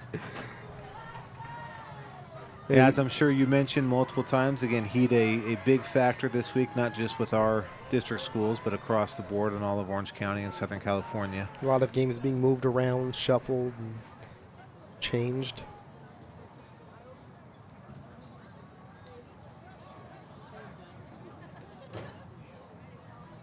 One game I definitely didn't get wrong was Santiago at Savannah at Glover now at 11 a.m. That has changed, I'll tell you that. Again, that is something, I don't have the final word on it. The last I knew, that game was actually going to be played at 10:30, and there is some talk of trying to move that game even earlier. Saturday, again, is going to be another hot one. The hottest time of the day for us has been, around that 12 to 2 o'clock range, and so they're trying to move that game a little earlier so they don't have to potentially run the risk of stopping the game and delaying the game in the fourth quarter. I know you and I discussed this earlier, but Villa Park is playing at Fred Kelly, actually, against Upland. 9 o'clock. Pass out, yeah, and they decided to play at 9 o'clock to try to get that game in before that 12 o'clock hour. We did joke last week about that early game and how, hey, play it at 9 o'clock like a Pop Warner game, and, it might just happen. So, sorry to Santiago for that one, but I'm a fan, obviously. I know most people aren't that have to work the game, but I'm still a fan of nighttime football. I wouldn't mind seeing a 7 p.m. Saturday night game. Obviously, you avoid the heat with that as well, too. Yeah. But of course, if you watch Last Chance U, season 3 and 4 out in Independence, Kansas, they play a game at 10 p.m. Oh. Halloween tradition out there in Independence. I've never really gotten into that. I haven't seen it. I know. Don't get started. Yeah, I'll tell you that. You'll sucked in. You'll start at season 1 with East Mississippi, and there's 5 seasons. So unless you've got a lot of time on your hands, just look up the episode recaps on a number of websites out there. 2 minutes and 12 seconds left to go here. 41-6 Aztec lead. Still in the third quarter here at Bolsa Stadium. Yeah, we talk about a game going to be at Glover. At least it's grass. Yeah. So you're talking a good 15, 20 degree difference. Yeah, the surface, yeah. Yeah, we'll see how they approach that. Again, I'll give a quick plug here to our provider, Perryweather. We have weather stations through Perryweather now, and all 7 of our high schools, and that's where we get our data. I believe Anaheim is just using their online resources at this point. So obviously with the game being at Glover, that'll be up to Anaheim to determine that temperature. And it does get much hotter that far inland as Guerrero takes that ball himself. It does, yeah. And again, yeah, that's certainly an issue. I think we very well could see some adjustments to our heat protocols that we have now. I think we're still going to end up using the wet bulb globe temperature, but we might see some adjustments in the actual levels here after this first year plays out. Yeah, first year of anything, you're probably overly cautious, and then you kind of adjust as you figure out how things worked and maybe see some things that weren't fair across the lines. And you were mentioning that the criteria is different based on where you're at. You were talking about out in Palm Springs, it's different than it would be here, and they can play with a hotter heat index. Correct, yeah. Due to the fact that they're quote-unquote used to it. Almost another interception. Yeah, there are 3 categories. We are in category 1, and California actually has all 3 categories within the state. But we're in category 1, more by the coastal area, and then as you go more inland, it's category 2, and then you get to category 3. And again, the temperature, the thresholds that you have to cross are higher in category 3. And that's the part where I think we might see some adjustment. I think, in my opinion, I think it might be better for us to just have one number, no matter where you're at. It's got to be consistent because especially early on, you've got a lot of those games where we mentioned Rancho. We talked about Rancho playing Corona. There could be a situation where Rancho can't practice and Corona's got the all clear because their threshold criteria is not the same. where you could have one lower level game canceled and the other one good to go. So good tackle. Yeah, and again, we're all for safety. Again, we think this is a good move that we've made towards this. It's just, again, we got to fine-tune some of the levels, and again, that'll be a natural process that'll take place, I'm sure, over the next couple of years. We forgot to mention here, La Quinta saving that 35-point threshold, and with 57 seconds left to go here in the third quarter, we're looking at a running clock here in the fourth. Yeah, you know, something that we haven't seen, at least I haven't seen a ton tonight, is what we see here currently on the field. Again, with the high temperatures, not a lot of cramping. No, both teams doing a good job hydrating. Yeah. I'm sure that was stressed throughout the week.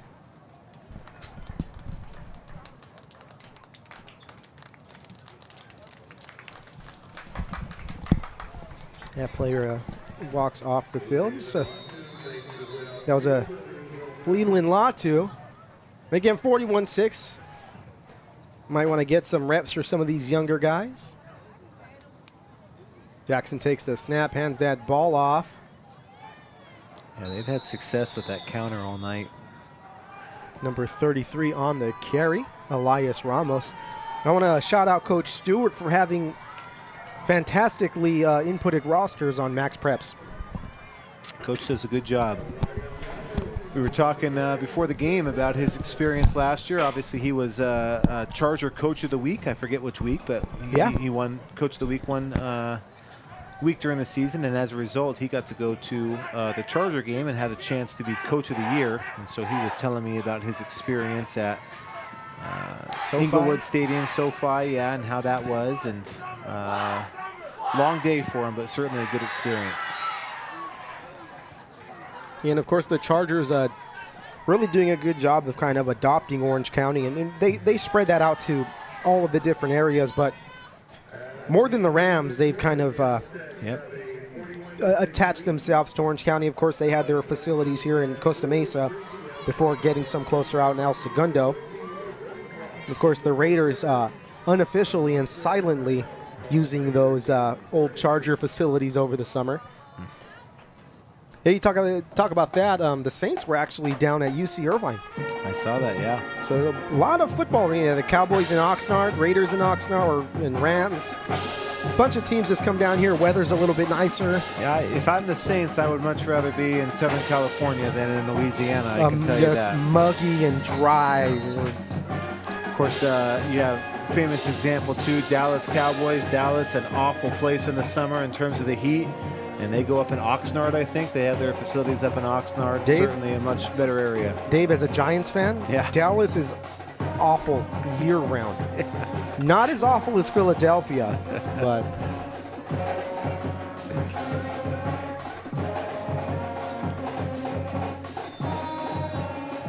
Here we go, fourth quarter. Aztecs 41-6 over the Bassett Olympians.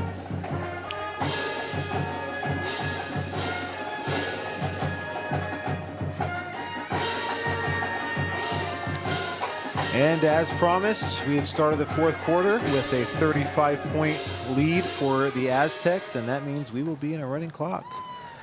They will only stop for scoring plays, timeouts, or injuries. And we have an injury. Just right in the nick of time here. And so yes, we now I think the cramps I think now are really starting.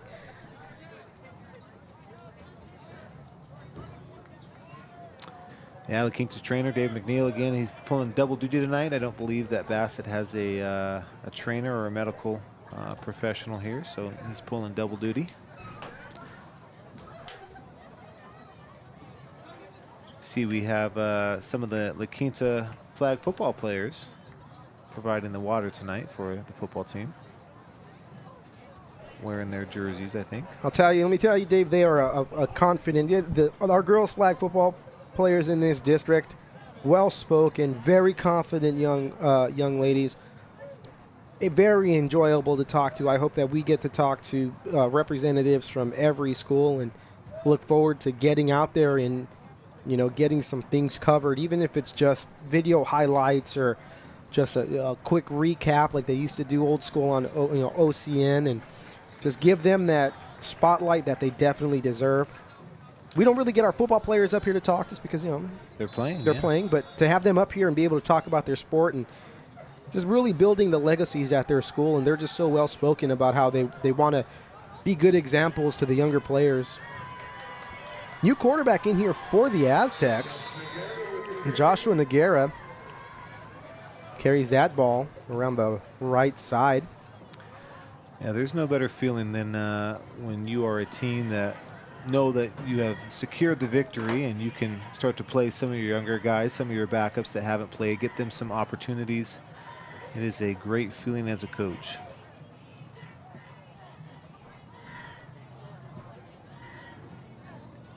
A shout out to Bassett. I don't want to harken on this too much, but I think they have more people in their side of the stadium this week than Garden Grove did last week. For Thursday, yeah. Yeah. Beautiful cutback on that run by number 33. Doesn't get much, further than the line of scrimmage with Elias Ramos cutting back on a dime. Oh, the Bassett band is back. There we go. They had a third quarter break, but they're back in the fourth. Playing a little Beyonce. Yeah. Now, shout out to Bassett band. Really good. They are, yeah. And very loud.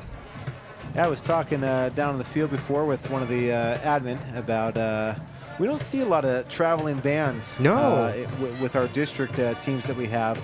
Although the band that I was most impressed with is the Long Beach schools. We play a Long Beach school. They bring their bands, and their bands are very impressive. But certainly, again, another shout out to Bassett Band. They have been great tonight, and I'm glad that their break is over. It's going to be a turnover on downs. So La Quinta really just trying to milk the clock. Olympians will take over at the Aztec 33-yard line.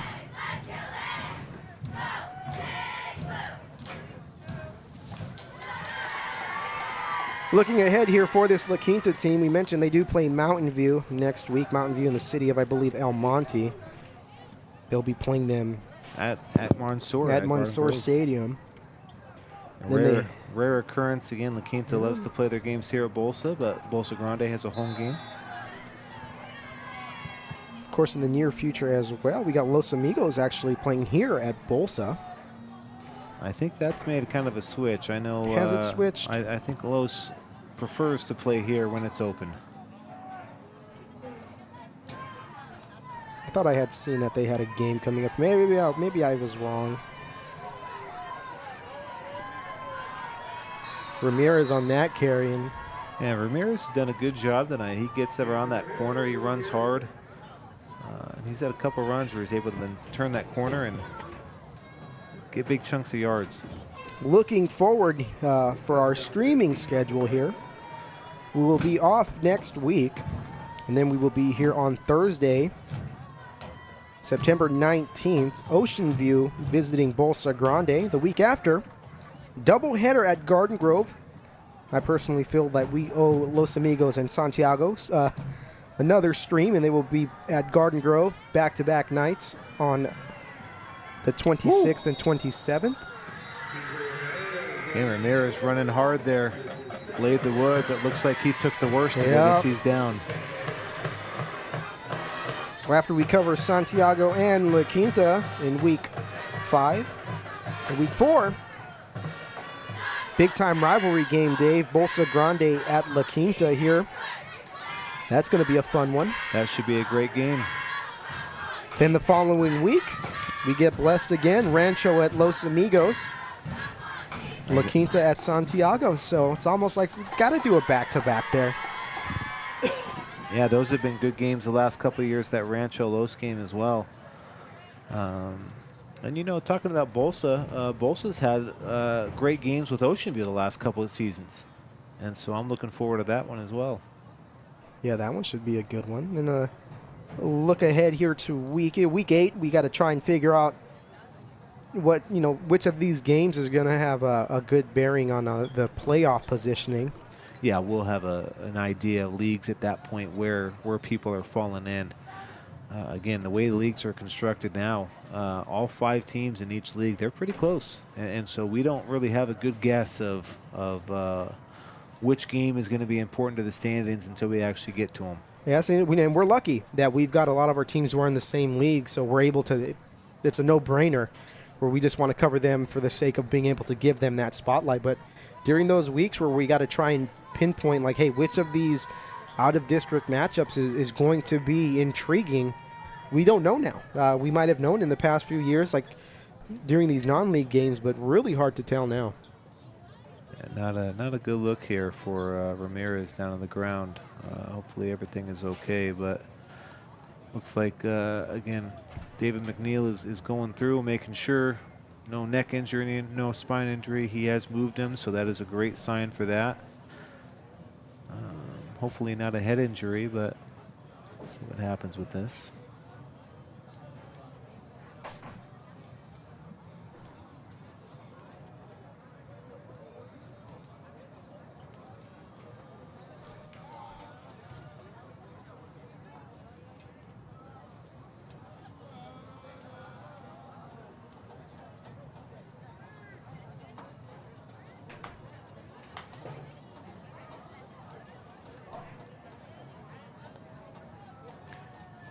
See while we wait here if we can get some updates.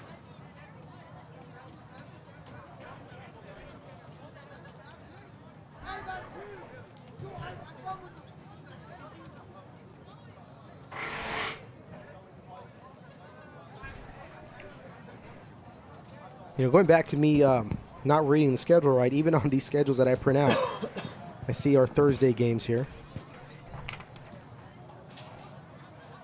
Still preseason, though, so week 10, come back.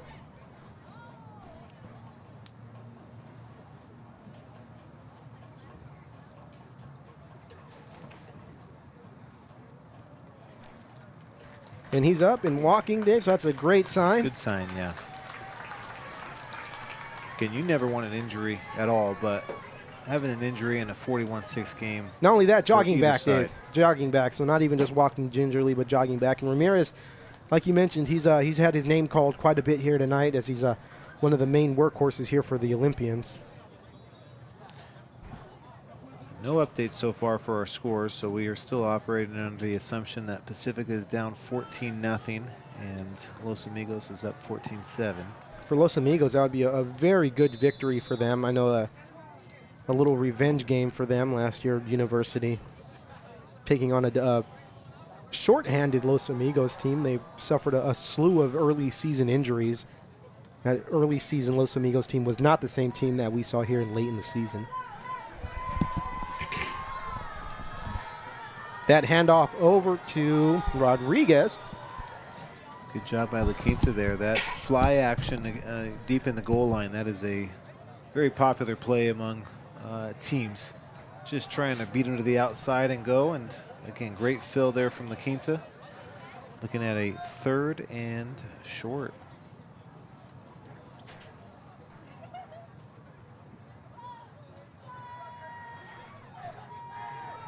Again, clock running here, 6 minutes and 27. I'm not going to count it down. 6 minutes and 20-something left to go.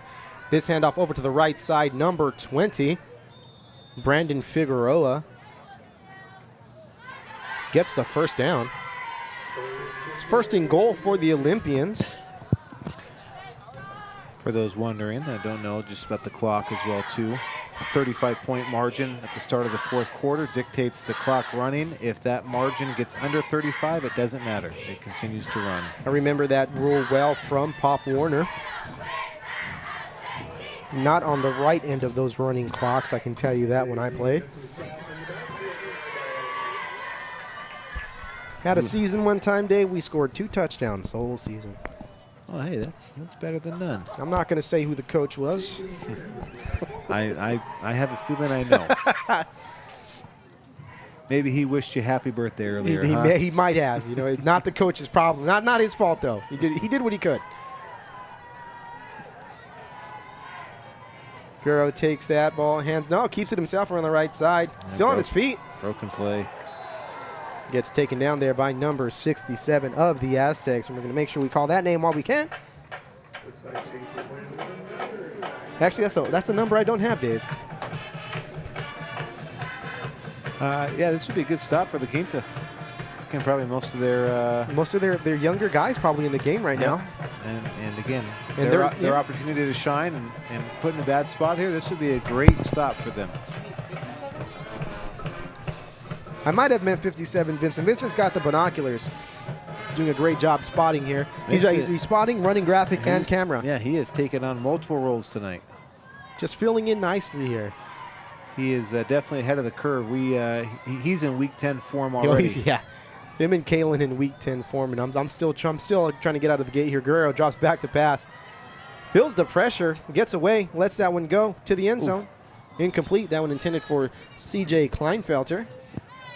Brings up 4th down for the Olympians. So this would be a good confidence-building drive here for these young guys. And as this clock is inching closer to all zeros, Dave's got to get ready to go down there and take his victory photo. Nothing better than having to leave early for a victory picture. There we go. As the clock is now under 4 minutes left to go here. La Quinta 41. Bassett 6. Let's hope my last play up here in the booth is It's going to be an interception return for a touchdown right Pick here. 6. Bassett most likely going to pass here. They have trips left. Guerrero takes the snap. That's right. Looks to his left. Lets that one go. Incomplete. That's going to be La Quinta football. It looks like that's going to definitely be the end of the ball game. Dave's now got 3 minutes in counting to get down onto the field. Yes, hopefully I am not on camera running. That is not a cue, Vincent. Do not get me. As long as you stay up, that's what's important. All right, my pleasure being up here as always. We will, again, take a break next week, and we'll be back after that. But look for some updates from GGUSD Athletics. I will be at Garden Grove in Santa Ana tomorrow night. So we'll Good get matchup. some updates from that game. And there we go. Dave, thank you for joining us as always. All right, happy birthday once again. Thank you, sir. Vincent, also sound technician, doing a really good job here. Vincent he's firing on all cylinders here. Again, for Vincent and for myself, we thank you for tuning in. It's a Thursday night. We know you could be doing other things. Could be watching some NFL football, Chiefs, Ravens. And if you're watching this on the replay, hey, thank you. Make sure you share this out. You'll be able to watch this forever and ever and ever.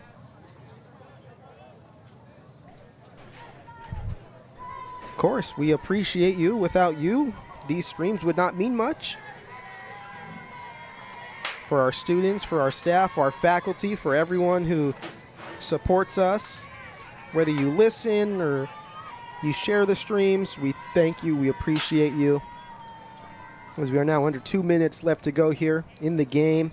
La Quinta going to, quote-unquote, squeak out this victory, 41-6. These last few plays just to run the clock out.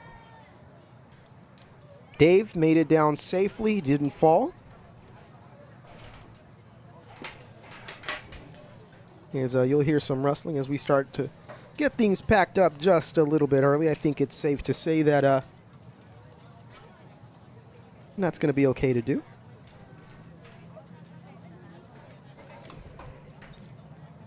Again, follow us at GGUSD Athletics as well as Garden Grove USD on Instagram and Facebook. Subscribe to the YouTube channel. Share it out with your friends. Let everyone know that we've got high school football going on here in Garden Grove Unified.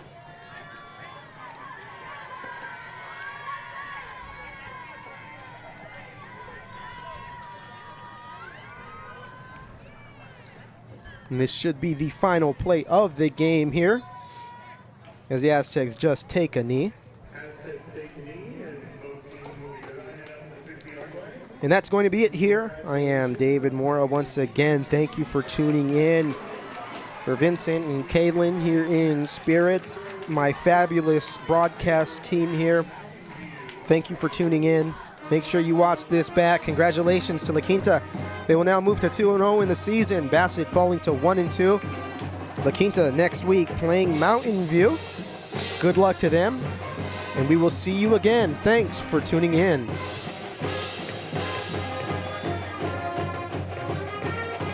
And a quick update, Kaylin, you will not be out of a job, and thank you once again. Good night, everybody.